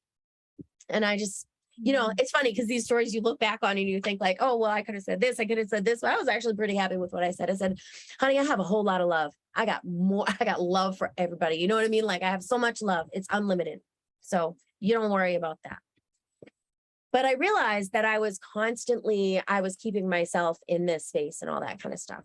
So to kind of jump forward a little bit, I think, you know, at the time, this was when Oxy and the opiate overdose crisis was hitting my neck of the woods. It was hitting the suburbs. It was unbelievable. There were hundreds and hundreds of people, if not thousands, at his wake and at his funeral. I mean, because this was somebody who is a good, you know, a good kid from a good family, and, you know, white kid in the suburbs and all that kind of stuff. And it just shocked the hell out of everybody. You know what I mean? It was a real wake up call. And so I think, you know, really later on, and of course it just boom, boom, boom. I mean, I swear to God, there were sometimes when I was going to a funeral or a wake every other week for somebody I graduated with, or somebody in my, I mean, it just ran rampant through our town, and it still is pretty bad. But I think, you know, this was kind of at the beginning of it. So kind of a couple of years went past, and like I said, I was just like in that, you know, grief headspace. And kind of when I came out and things cleared up a little bit, I'm looking around and I'm going, nothing has happened. You know what I mean? We had like the president, you know, stand up and say, you know, we need to do something and address this thing. And, you know, and I'm wondering like, wait, what are we doing? But people are still dying. It's getting worse. It's getting worse all the time. How can it still be getting worse all the time? And so that was kind of what set me on the track of, you know, getting politically minded about it. Because, you know, we set the conditions for people, right? So we can do personal responsibility all we want, but we have a society and we set the conditions in which this is happening. And like I said earlier, if you have a system that the output is this, then you go back to the system and you figure out what's going wrong and you fix that, right? And so it got me looking to the system and saying like, okay, well, what are we actually doing for people? Does this criminal justice approach, is that actually helpful, or is it harmful? And, you know, really looking into the evidence as of the last, you know, few years, especially, looking into the evidence about, you know, what really produces the best results, what approach really produces the best results. And if we actually want to save lives, then how do we change the system so that it's actually saving lives at the end of the day? So this was one of many issues that I got really into and concerned about. But this was kind of like the thing that really got me looking into politics and a lot of different issues, because once I realized that this didn't make any sense, why are we doing this? And then of course, you know, Purdue Pharma and all these other kind of things that contributed to this. And you're thinking like, well, how did these laws get made, or how are these people not having any consequences, but we're all dying, and all that kind of stuff. And that's what led me to the, following the money in politics thing and saying like, wow, that's funny. Well, pharmaceutical industry is a big spender in Washington. And what do you know? They're getting, like all this kind of stuff. And then of course that leads you to different issues. That leads you to other issues. And you say, well, why doesn't this make sense? And why doesn't this make sense? And at the heart of it, where really what it came back to was you got big money people and they're making out just fine and everybody else is suffering. And, it comes down to what people are spending in elections and that kind of stuff. And so that got me into what I really was my first form of activism, which was Wolfpack, which was the trying to get money out of politics, because I felt that you got fires burning all over the place, but what's feeding the fire, right? And so you address the issue that's feeding the fire. And then beyond that, of course, I got connected with Rights and Democracy here in New Hampshire and Vermont. And they are, I should say we, because now I'm actually employed by them. I volunteered with them for the last 5 or 6 years on a variety of issues, healthcare mostly, and the opiate crisis, the overdose crisis, and also connected to People's Action on a national level at Center for Popular Democracy to do national things, and really lifting up people who, like I was talking about in the beginning, the people who are closest to the problem are closest to the solution. And that means something. And what that means is essentially what I explained in the very beginning, is that you can't make policy that actually benefits people and actually lifts people up unless you're listening to those people. And so what Rights and Democracy's whole mission is about is lifting up people who are actually struggling individuals and families, who are suffering the brunt of the negative effects of the policy that we craft in Washington or in Concord or, whatever. And having those people bring their stories, having those people providing a platform through which they can talk to their legislators and have some type of influence, kind of getting around this money in politics thing. And so that we can build power, grassroots power, and the people, not the people who have the luxury to do it, but the people like me who never would have stood up and said anything, because not only did Corey deal with that stigma, and not only was that, whatever, but like understanding the way that played out in my life and the way that it played out in my kid's life. And what that does is it makes you not want to speak up. I'm sorry, I'm emotional, it's going to happen, but it makes you feel like your voice doesn't matter. And what Rights and Democracy and what Wolfpack, what they did was they made me realize that my voice does matter. And not only does my voice matter, not only do I have something to say and am I capable to say it and capable to make an argument and capable to craft legislation and work on legislation, be in committee and have that conversation. Not only am I capable of doing that, I have the values, I have the understanding that I need to enlist people on the grassroots, on the ground level, the people who are actually dealing with the policy, and bring their voices to that. So regaining my sense of self-empowerment just makes me want to spread it to other people. Does that make sense? And so now being in politics, there's an activist, there's an advocate, and there's a politician. All of these entities and all of the groups surrounding them all work together. You can't pass policy unless you have the people who are going to back you up, unless you have the people who are going to show up to testify, unless you have the experts, the advocates, and things like that who are going to show up to testify, who are going to have your back, who are going to talk to people in your community and build support for you. None of them can do it alone. None of us can do it alone. So what I see myself as doing right now is I'm not leaving the activist. I'm not leaving the organized one, but I'm trying to step into a different capacity and like a puzzle, say, all right, this is where I can fit in. How can I do the most good in that role? So that's where I'm at. Wow. Well, first of all, I want to say I'm sorry. The first part is a really horrible story. I'm sorry. On Christmas Eve. Yeah, I mean, Sorry, I've I know. I've heard your story, before, and it's always powerful. Like every time, it's just, yeah, it's hard to have words, I think, after that.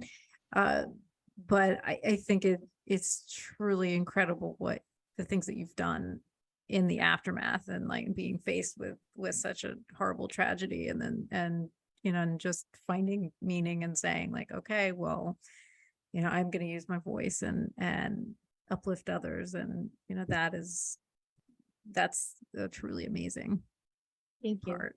Very, very inspiring, and it's such a necessary reminder, because the people that are experiencing that, like, we are the people that should be speaking and that should be informing these policies. And yeah, and I think so many people don't think that we should have that voice. And so it's wonderful that you're reminding people that we should. Yeah, so I have this kind of pet peeve of people thinking like the problem is solved, like acting like the problem is solved, and seeing one good thing and saying, oh, wait, it's like, we did it. Oh, good job, we did it. And it's like, no, you need to talk to people who are actually going through it, or people who put together a policy and then say, well, we made a system for you to be able to do this. We look at this, we have done the thing. You know what I mean? All you have to do is navigate this maze that we've set up for you.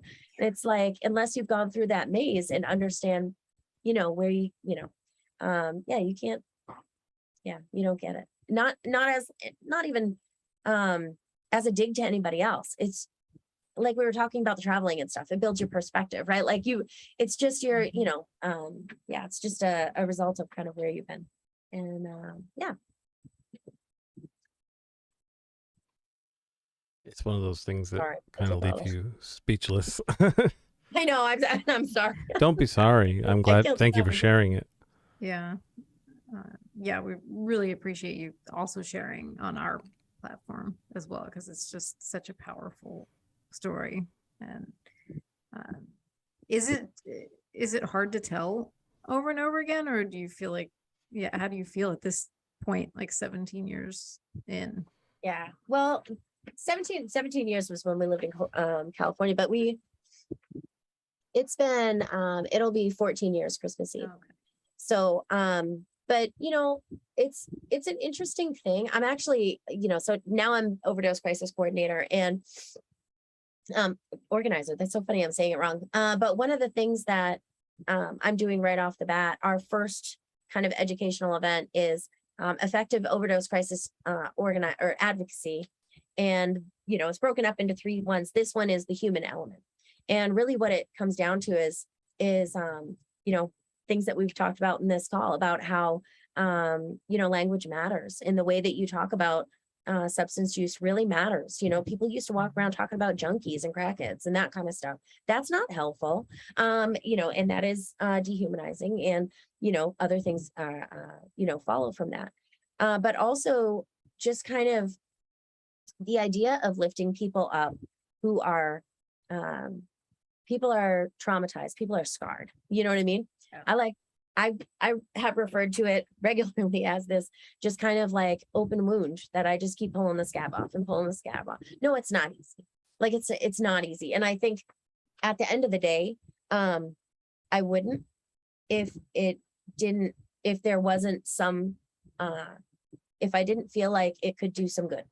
And if I didn't feel like someone, that someone could hear it and maybe change their perspective, because at the heart of it is people who want to profit. Let's be real. But but because of that and the propaganda that goes around it and things, it's very stigmatized, and it's harmful to people, when you want to speak up.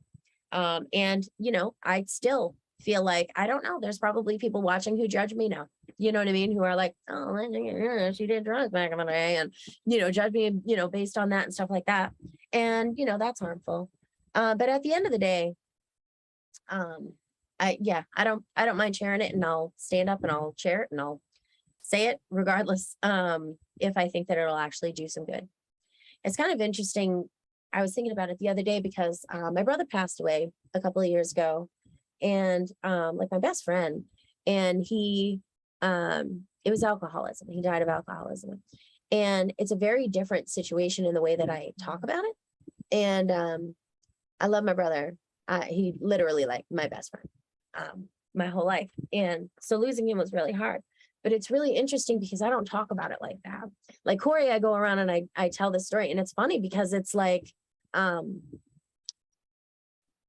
you know, there's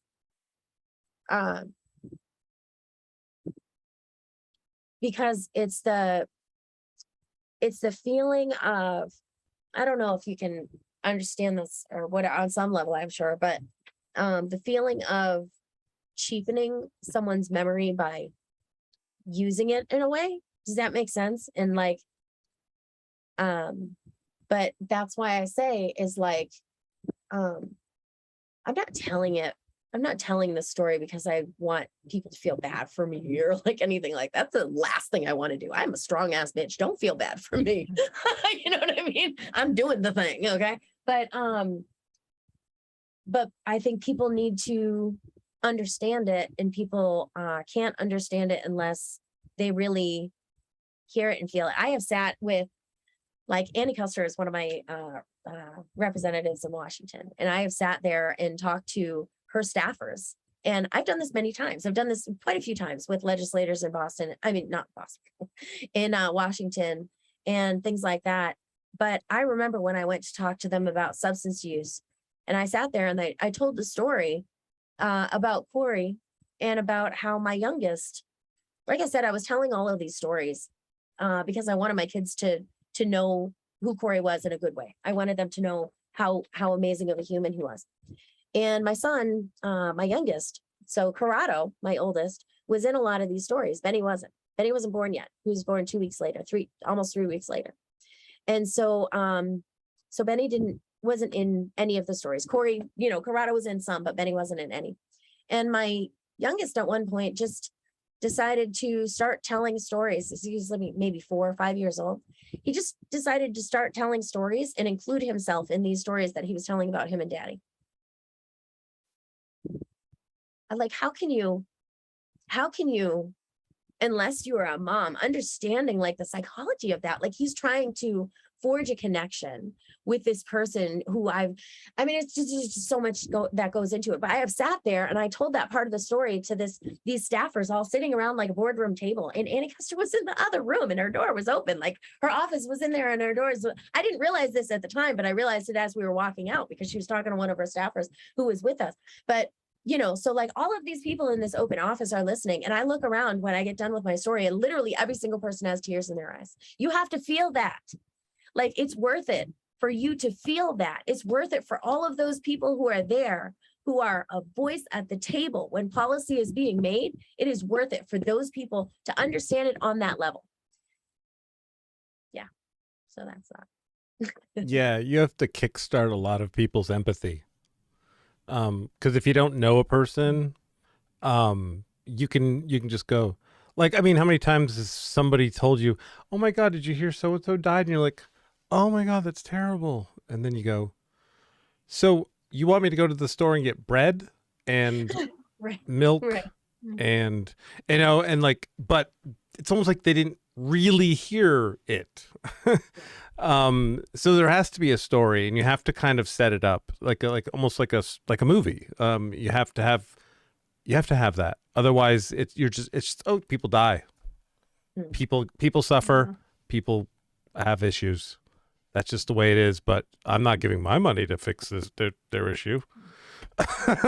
Right. And people, statistics and facts and all Yeah. that, of course, they just glaze over. So yeah, Yeah. you're so right. Unless you're sitting with them and saying like, here's a personal Yeah. story of how this directly impacted me and my family. Yeah, all the facts and stats and quotes in the world aren't gonna move Well, them. not only that, this country's attention span is insanely small. And I actually have thought that I think in school they should teach empathy.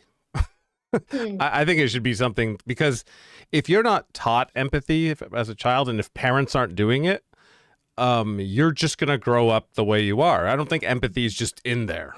I think it can be. I think it's, you know, nature, nurture. You can be more, you know, more of an empathetic person, you know, born and then grow into even more, but you can also get it taken away. I think it's both.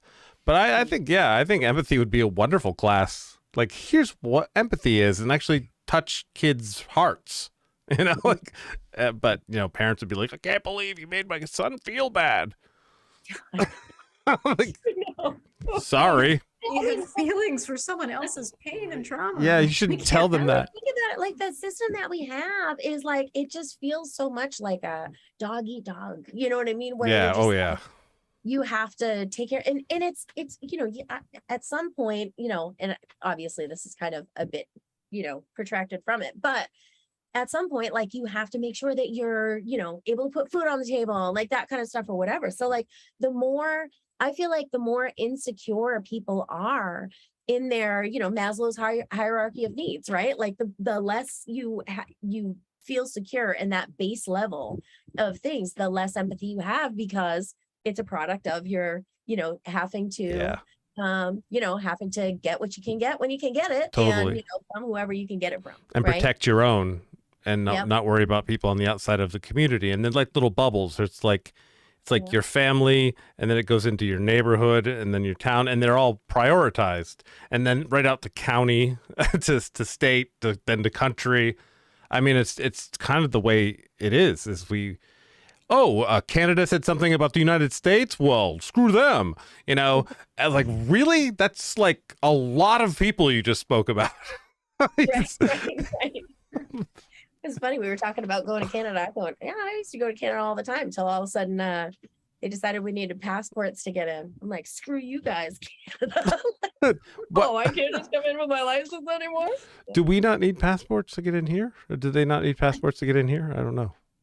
No, actually what happened was, or at least the way I remember it, and fact check me if I'm wrong, but what happened was, after 9/11, we decided that we were going to change the rules so that they had to have a passport to come in here, that you had to have a passport to come in through the Canadian border. And so in response to that, Canada was like, okay, I guess you need a way you come in here too. So it was kind of the way it was explained to me, or at least the way I remember it at 23 or something, was it was like a tit for tat. Okay, yeah.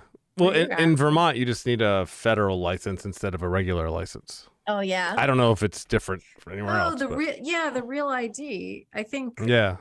I think that goes everywhere now. It would make sense. Go to Mexico and Canada now if you have a real ID. I didn't know that. Yeah. Well, Canadians might like Vermonters better. It's possible. It's only Vermont. No, I think we're it's like the United States, Canada. We're the Canada. Did you ever see that thing in Vermont where it was like people were setting up on either side of the border, and they just like come there with like their lawn chairs and like hang out? Oh no, I didn't, but that sounds fun. I think maybe that was one of the like COVID things where it was like, oh, well, cool, we're going to go and sit outside and like, talk to people. I don't know. Whatever. Build a wall. Seeing a video at some point. Yeah. Wall. Canadian wall. Oh man. Sorry, I'm just trying to be ridiculous. Wow. Oh God. So how do you make a difference? I mean, obviously if you become a state representative, or when you do, how have you been trying to make a difference so far as like for being an activist towards addiction and awareness of the stigma and stuff? Yeah, I have been volunteering on the Rights and Democracy Overdose Crisis leadership team for, I don't know, as long as it's existed, but probably, I guess, 3 or 4 years that we've actually had like a team, but it was always kind of under the healthcare justice. And then we kind of made it its own separate team because it deserves, it needs to be its own separate team. But there are a variety of things that we've worked on with legislators in Concord and things like that. Trying to decriminalize marijuana is one thing, of course, so decriminalize and then legalize cultivation and things like that, whatever.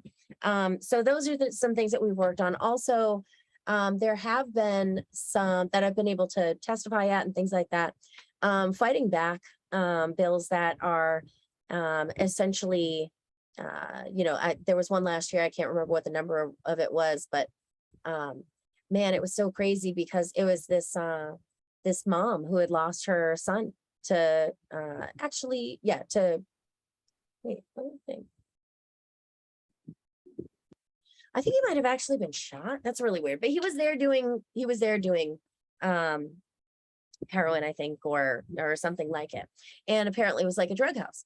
And so this mom wanted to put forward this bill that was with it, coordinating with this police officer who had worked on the case to be able to charge the person who owned the home for her son's death. I mean, it's just, I feel where you're going with it, but that's not what you do. I mean, at that point, we're just throwing everybody in jail. I remember when Corey was caught, when Corey died, and I knew where he had been the night before. I knew where he got it. It was actually at a treatment program, but I knew where he got it. I ended up, I knew where he got it, but I didn't know who from. And I sent myself on this mission to find the person who sold it to him. And I did. I found her. You want to know what? It didn't make me feel any better. It's a product of grieving and wanting to resolve something in order, you want to assign blame in order, it's just psychology. It's what you do. It's part of the grief process. But I found this person and I was like, oh, amped up. And then I realized that she's just another person who's just caught up in the same thing that he is, man. You know what I mean? Like she's suffering in the same way. So punishing that person is not going to do anybody good. It's not going to bring Corey back. So anyway, so things like this where, unfortunately there's kind of misguided things. And I feel for that woman. Believe me, I feel for that woman who worked on that. And I tried to express that in my testimony, but also, to be another person who has lost someone and help to, bring understanding and insight to what that law would actually do and the effect that it would actually have, right? So fighting back against those things. And then on a national level, we partner with People's Action. And one thing that I'm actually really, really excited about is that we have the MAT Act. It's the Medication Assisted Treatment, which is, so this specifically talks about abuse. I'm always going to say it wrong. Buspirone. I think I'm saying it right. Anyway, it's basically Suboxone, right? So it's a drug it's a medication that someone can take to wean themselves off of opiates, right? And so it's a really, really good drug. But what they did when making the regulations and laws around this, they made it this special thing that can only be prescribed by doctors that have gone through this process to become certified, even though these doctors can prescribe any other drug. If they want to prescribe this one, they have to be specifically certified. There's all this red tape that comes along with it. That's just detrimental. And especially living in rural areas, if you don't have many doctors that are prescribing it, or if there are all these, and then it makes it so that doctors don't want to prescribe it. And then there are very few. So beautiful update. This was actually wrapped up. So it's the MAT Act. It was actually introduced by my senator, Maggie Hassan. Thank you, Maggie Hassan. And it was rolled up into HB 7666, which is mental health bill. So it passed. We had all of this people text banking into that district. Y'all are familiar. Same kind of thing that Wolfpack would do.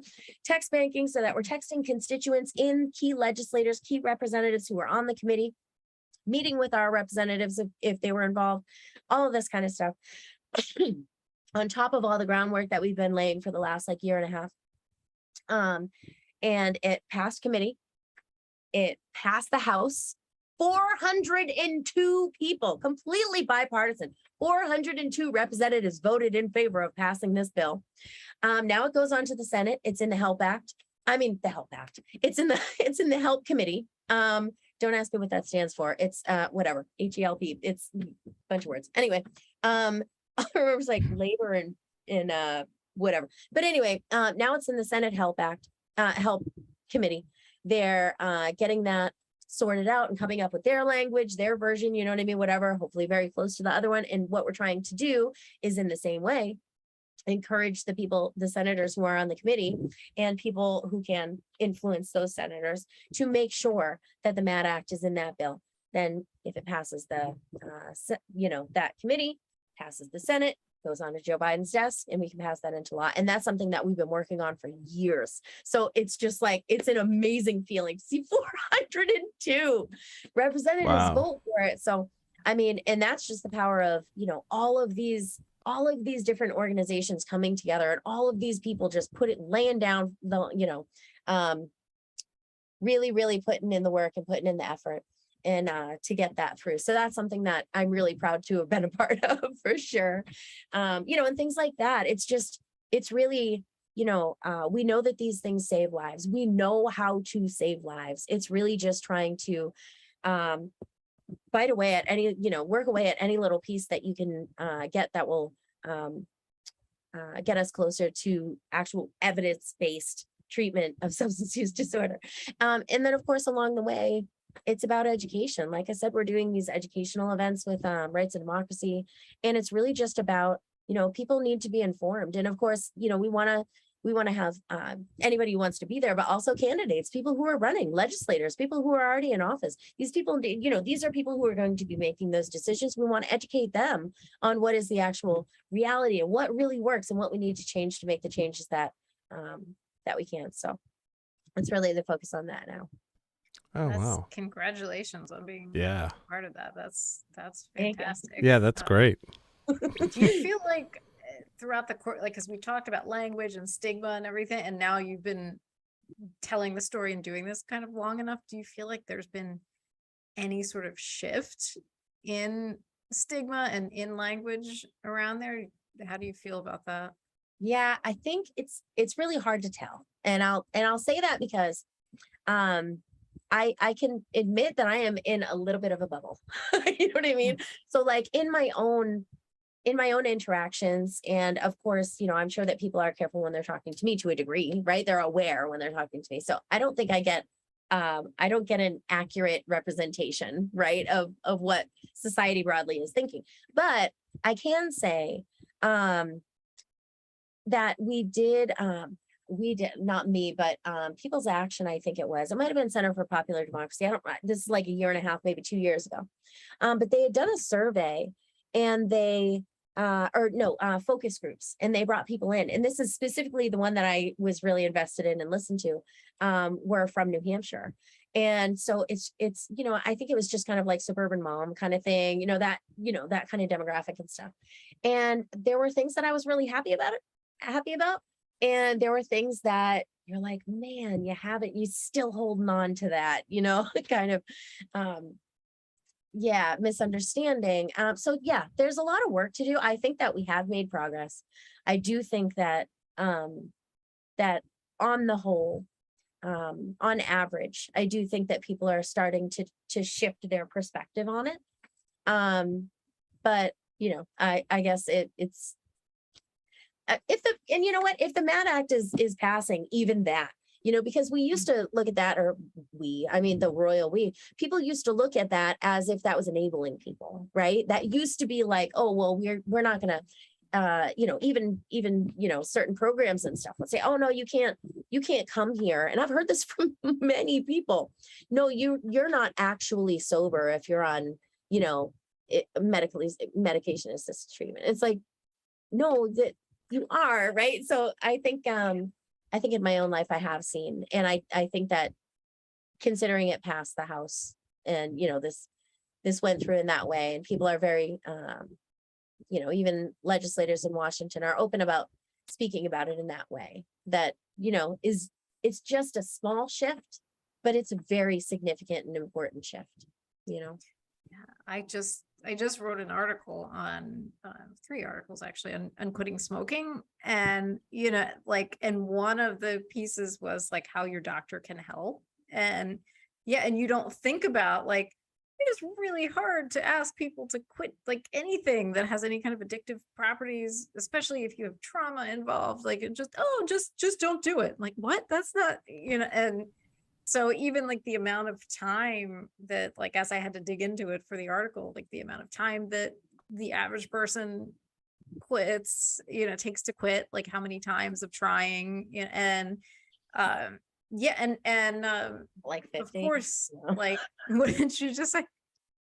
Yeah, what's that old joke? I don't know why everybody thinks it's so hard to quit smoking. I've done it thousands of times. It's literally literally accurate. But then there's like the medication or the nicotine replacement therapies that are like, oh, these are very helpful tools, and so in the same vein, it's like, why would you, whatever tool, I was talking to this physician who was great. And he's just like, yeah, whatever tool helps somebody quit, like, let's give it to them. And Yeah.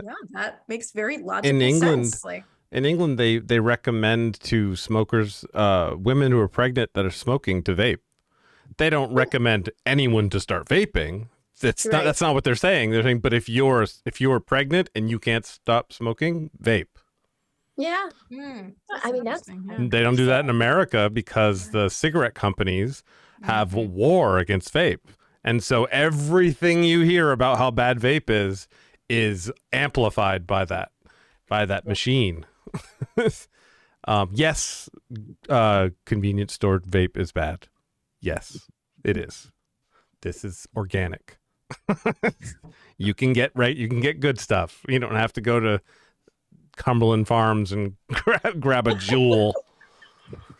Those are bad. Because there's something to it. So what it is this. I have to tell you this. Okay, so this is this little thing right here, right? It regulates how hot the coil gets. So you can never, if you're inhaling and it gets to a certain temperature, it shuts it off. If you get a cigarette, an e-cig at a store, the more you drag, the more it heats up. That's what's bad for you, because the coil gets so hot, it changes the molecular structure of what you're breathing in.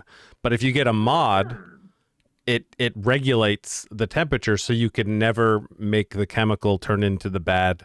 As long as you get good chemical too, you good juice. You can get bad juice as well. You have to just use your brain when you're doing it. So. Things. Well, no, but they just go. I don't e-cigarettes are horrifying for you. They're worse than smoking. No. Stop it. I distinctly remember going to Harvard Square when I was 16 years old. My brother telling me that I should smoke these because they're better. Oh my God. There's less chemicals, but I'm like, yeah, no, I'm still gonna. Yeah, we were just talking about American Spirits a couple weeks ago, Rena. We were, because because an unhoused person asked me, like, he was stable, was following me a bit, and I was like, I get you something from the store, like, would you like that? And he's like, yeah. So I asked him what he wanted. I thought, like, it would maybe be like food or something. And he specifically wanted spirit cigarettes. So I was like, okay. So I got him his spirit cigarette. He was dealing with some psychosis too, because he told me he had to do a reality show in a mansion, and and I was just like, I mean, you never.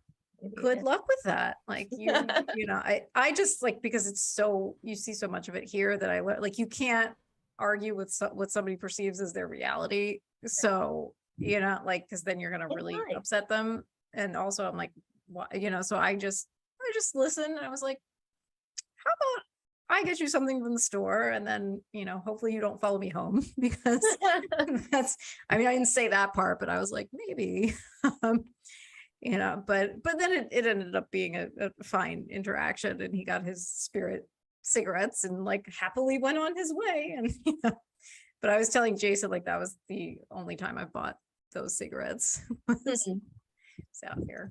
Oliver's back to tell us it's 10. Yes. Oh my goodness, it really is your timer. Yeah, he is. That's usually he shows up right at the end of the time. That's hilarious. Are you here? Do we want to do buddy. Let's do some. No, he's licking me. Look, have a Dennis. Oliver. Yep. No, you can't see him, but he's. I see his ear. Yeah, oh my God. Earlier when you were talking and he was just like this in front of the camera, in front of my screen, I was like trying to block the view because I was almost dying. I was like, oh God, if we talk about anything serious, I was thinking they better get that cat off the desk, because I'm going to burst out laughing at because his face is so damn cute. That's why I know. And from my angle, you just see, like, the back of him, like. Yeah, I'm like blurring my vision on purpose so I don't, like, react to the cat, because that's so distracted. Good move. It's impossible not to be distracted. I know, he's such a crazy little character. Little rascal. Well, I want to get my question my question in before we end. I don't know if we're ending right now, but I want to sneak it in anyway. It's a question I've said to a lot of people that I like. It's a way for me to get to know people. I'm very judgmental, so whatever your answer is, I'll make a judgment on it. I'll keep it to myself, and you won't know it. Okay. But Okay. no, no. Okay. So it's a hypothetical, and it's a little fantastic, but it is kind of it's definitely hypothetical. Is it hypothetical for ridiculous? No. Anyway, so yeah, I think you have ADHD. I'm not sure. I recognize my kind, but do you? Because yeah, like when you're talking, I'm just like, she's like me. But So I recognize my kind. Like, you're not our kind. You don't have No. ADHD. You are right on top, right on task, focused at all times. that is accurate. That is accurate. All right. So you're sitting where you are right now, and through the door, someone comes in, and they look exactly like you. They're even dressed the same as you, and they look disheveled. They have all over. And they look disheveled. They look like they've been in a rough situation. And she runs over to you and she says, "Come with me right now. I'm from the future. It's very important." What do you do? I'm gonna go. Like Yeah. Dude, curiosity killed Oliver. No, I'm just kidding. Had to be said. It's terrible. I shouldn't have said that. Okay. Anyway, no, I would go. Absolutely. I don't think I could not. I would have to find out. Yeah, what I is can't imagine not going either. I'm just, Yeah. it's- Especially if they're from the future. Come on. Well- I mean, they might just want me to buy them cigarettes. So I mean, who knows? wasn't it Savage the- Joy? Was she the one that had the identical twin, or was it? Yes. Yeah. She goes, "I would was just like, think it's my sister." Yes. Oh my goodness. We did not expect that one. That was Savage Joy is my birthday buddy too. She was Oh, born yeah? exactly a year before me, May 21st. Just tidbits. May Wow. 21st. A year Is that? before, but same date. Yeah, same day. That's wild. Mhm.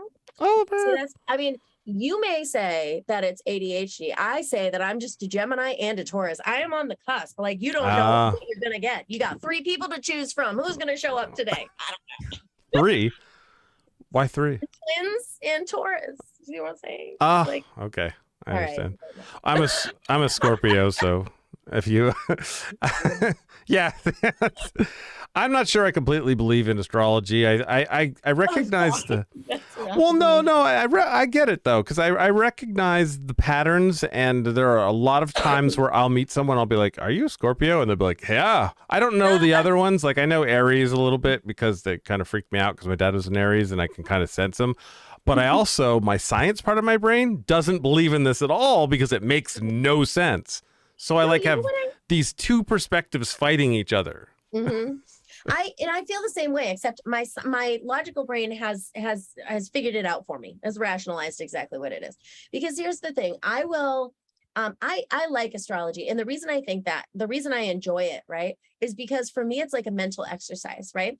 I will get caught up when I'm thinking about a situation, and I'm like, I'm looking at it through like a certain lens, right? And what like horoscopes and all that kind of stuff does for me is it gets me outside of that kind of tunnel thinking. And so what it is it's not that I believe in it. I don't necessarily believe in it, but it's like anything. It's like telling a story and then kind of putting yourself in that position and saying like, well, if it were this way, then blah, blah, blah. So it really is like it's a mental exercise for me. You know what I mean? So my logical brain is okay with it because I don't believe it. I just use it as a way to kind of get out of tunnel thinking. Does that make sense? Yeah, it does. I use it as a way to just be, it's kind of fun. Like, which is weird for me because I'm pretty logical and I don't usually subscribe to anything that I don't believe in just because it's fun. Generally I'm like, nope, it doesn't make sense. It's stupid. But for some reason, astrology, I think it's because Scorpio is so similar to me that it really hit home when I've read anything I've ever read. It's just like, oh my God, that's insane.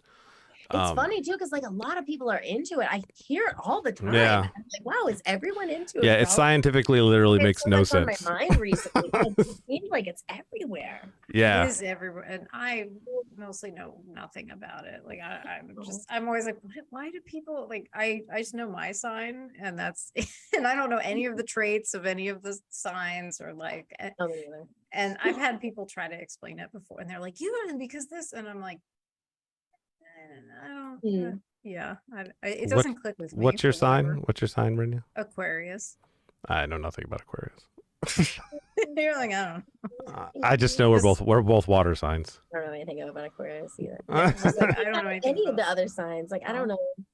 Yeah, actually, I don't know anything about any of them. I know some things like Taurus. I know like we're like buds, Scorpio and Taurus. Oh. Yeah. Okay. Yeah. I don't know why, and I also don't believe that's true. But you know what though? I've met a lot of Leos and Aries, and I don't generally get along with Leos and Aries, and I always notice later that they're a Leo. That's insane. And then these are the things like my observation skills are contradicting my logic skills, because I can look at I can talk to like astrophysicists or read about them, or like when Neil deGrasse Tyson explains how insanely ridiculous astrology is, I know he's right. Right. But then I have my observation of how many times I've gone, I think they're an Aries because man, I don't get along with them at all. And then they are. It's so often. Not I feel bad for any friends I have that are Aries, but I'm just faking it. I think the other thing too is that it's like, you know, okay, so the stories in like the tarot, right? Like the stories that they tell, it's all about like the whatever, Persephone and blah blah blah, like all these things. They're human tropes. Like they are like the human experience. They're stories of the human experience. And so it's like it describes like what I think that there are a lot of things that we use different terms for, right? So there's like the new age terms or like the astrology, and then a lot of those things like I don't know. I'm explaining it badly right now. But at the heart of it, what it is it's these stories that explain the human experience. So it's just a trope, or there's a word that I'm not coming up, but it's like it's things that we all go through. A caricature. It's like when you're a kid and your parents are telling you like fables or something, you know, it's like the same thing as like the Bible. The Bible is telling you these stories about what happened in the Bible, and then you apply it to your own life because you can apply it to your own life when it works, because it's stories of the human archetype. That's the word. It's the human archetype. You know what I mean? It's right. just it's just kind of a way to help you understand human emotions and the way that we deal with things, and you know, that kind of thing. That's why I think like, you know, when I get stuck in something, I'll do that because it kind of gives me it makes me think, expands my thought process about it. You know what I mean? And I don't know. Anyway, Did you ever I'm not read? explaining it well, but Did you ever read the Power of Myth? I think it's called, by Joseph Campbell. It's one of the few books I've read. When you're an actor, you read it because you learn about the archetypes. It's actually what inspired Star Wars. Yeah, it's a pretty amazing book. But Cygnus in the comments said, "Liar, I'm a Leo," and she's like, we talk every single night. We're great friends. We get along like insane. But the thing is I told her it doesn't make sense because you're a Leo, and she said, and she doesn't believe in astrology either, but she said, yeah, but my moon or sun is in Scorpio, so she can still think deeply.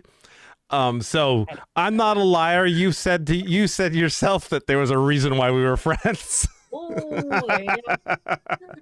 Oh yeah, I have a friend that's like really, really into it, and like, yeah, there's the moon, sun, and this, and I was like, why is there so much more to this? And like, she was trying to break it down for me, and I was like, I'm not following moon. This a lot. I maybe was following it at the time, but it's been a few years, so I'm like, I have no idea. Like, but I do remember what you were saying, like the moon sign and the sun and the Uranus, so you can have crossovers. Yeah. Well, some people that if people are really into it and I tell them I'm a double Scorpio, they usually freak out a little bit, because I have what does that mean? One of either my moon or sun is in Scorpio also, so I'm like a Scorpio something. I don't remember what it is. But so why do people freak? Why is Scorpio's it has a stigma of being a very intense sign and very manipulative and jealous and manipulative again. Listen, remember I was telling you the story about my son who will not do the thing, but he will do all of these things to figure out how to get around doing Scorpio. Scorpio. Yeah. So who was a con man? Scorpio. Yeah. I'm sorry. I don't mean to insult you. No, it's fine because if we really want to get into this, and I'm a novice at this, but a Scorpio can make a decision to go the way of, I believe, and I think Cygnus is going to correct me a little here. You can go the way of the Scorpion, or you can go the way of the Phoenix, and I clearly picked Phoenix. Wow, Jason, this is so crazy because listen, I used to explain to my kids when I used to say this to my son, my Scorpio son. I used to say, and of course, this is when they're like, I don't know, 6 or 7 or something like that. And I remember saying for the longest time, because they were in like superheroes and like all that kind of stuff, whatever. And so I said, listen, both a superhero and a supervillain are really smart. It just depends on what you decide to do with those intelligence. Do you do good with it or That's right. Sounds like the same. That's right. Yeah, I could be manipulating the shit out of people if I were a bad person, but my heroes were Captain Picard and MacGyver instead of Tony Soprano. So, so it just comes down to what media you consume. I believe it's a really strong. Well, it does for me because my mom died when I was 15 and my dad moved out when I was 16, so I was pretty alone. So my parents were my television shows. I got my morals from Captain Picard and MacGyver. Thank God.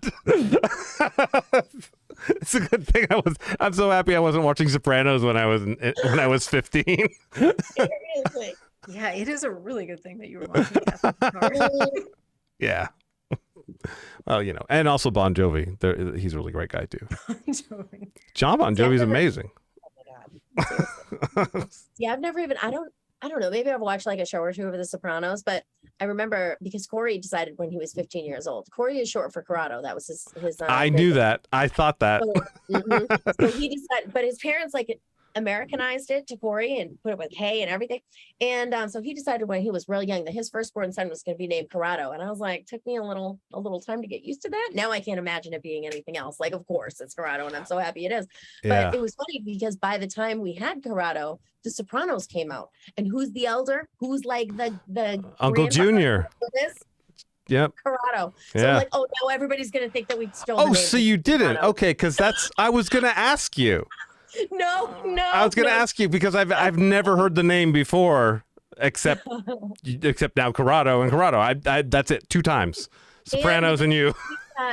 He spells his with 1 R, which is how Corey's great grandfather did. And apparently Soprano spells it 2. I don't know if that makes a difference, but anyway.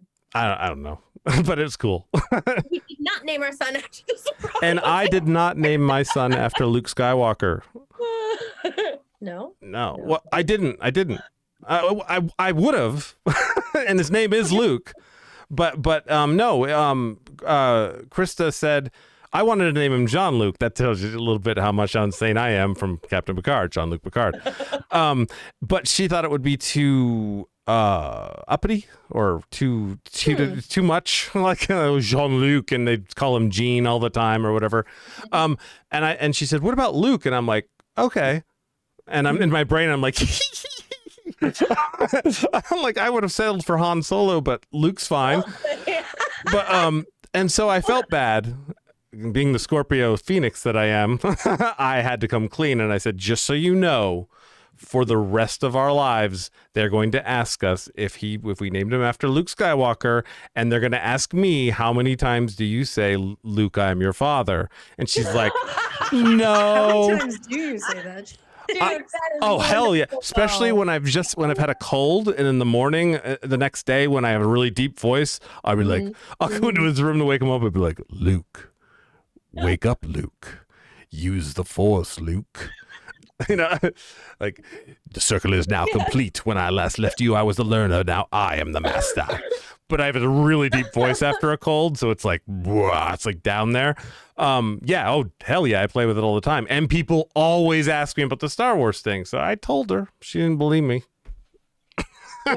I'm just going to be, cards on the table here. I did name our younger son. See, Corey and I hadn't decided what we wanted to name our younger son. And we went through a bunch of different things. And, we hadn't decided when he passed. And so it was up to me. Right. And I got to say, there was a couple of names that he didn't say no to. Right. Like just outright. And one of them was Benjamin, but to call him Benny. And I'm going to be honest, I brought up that name Jets? and I love that name because it was my favorite rockabilly bar in Colorado Springs. And there was this awesome older bartender who always wore Betty Boop shirts, and I love Betty Boop. And they had on the jukebox, Jodi Like a Memory. I don't know who sings it, and I've never heard it again, but it was my name on the jukebox, and they had pool tables. So like, it was my favorite place in the whole world. Benny. So I am not ashamed to say that I named my son after a rockabilly bar. Sorry. I think that's cute. It's a good name. It is cute. That's a great story. I do like Benny too. Benny's a good name. I know. Well, he said he's going to change it on his birth certificate because his name is not Benjamin. It's going to be Benny. Nice. Good times. We did the whole rhyming thing. Like, what about this name? And then we're like, doop. Nope. Like Bucks out. Like there's, like you just go down the list. You start playing the name game, and some reason Luke and Puke never came up because clearly there's an issue there. Kids at school, they're so mean. Mm-hmm. I don't know why we didn't think Puke. Should have happened. Don't put it into the universe. How old is he? He can't be harassed anymore now, right? Well, he's 5. Don't put it into the universe. No, I won't do that. Awesome. Well, we're way over the 2 hours. Yeah, we're actually coming up on where my bladder is calling it's been so hot. Like usually I try to restrict my liquid intake but because I know how I am, but like it's been very hot in here, and I'll be sitting here and I'll get a headache. I'm like, I think I might be dehydrated. So I've been like, you could do it like NASCAR drivers do, like just wear something, or like an astronaut. I mean, that's what I do. My bathroom's there, Jason. like that door is literally, so there's no reason for that. Yeah. When you play video games, you don't want to go anywhere. So the whole NASCAR thing. Don't even. Please don't. Please, I don't even. Don't put that into the universe.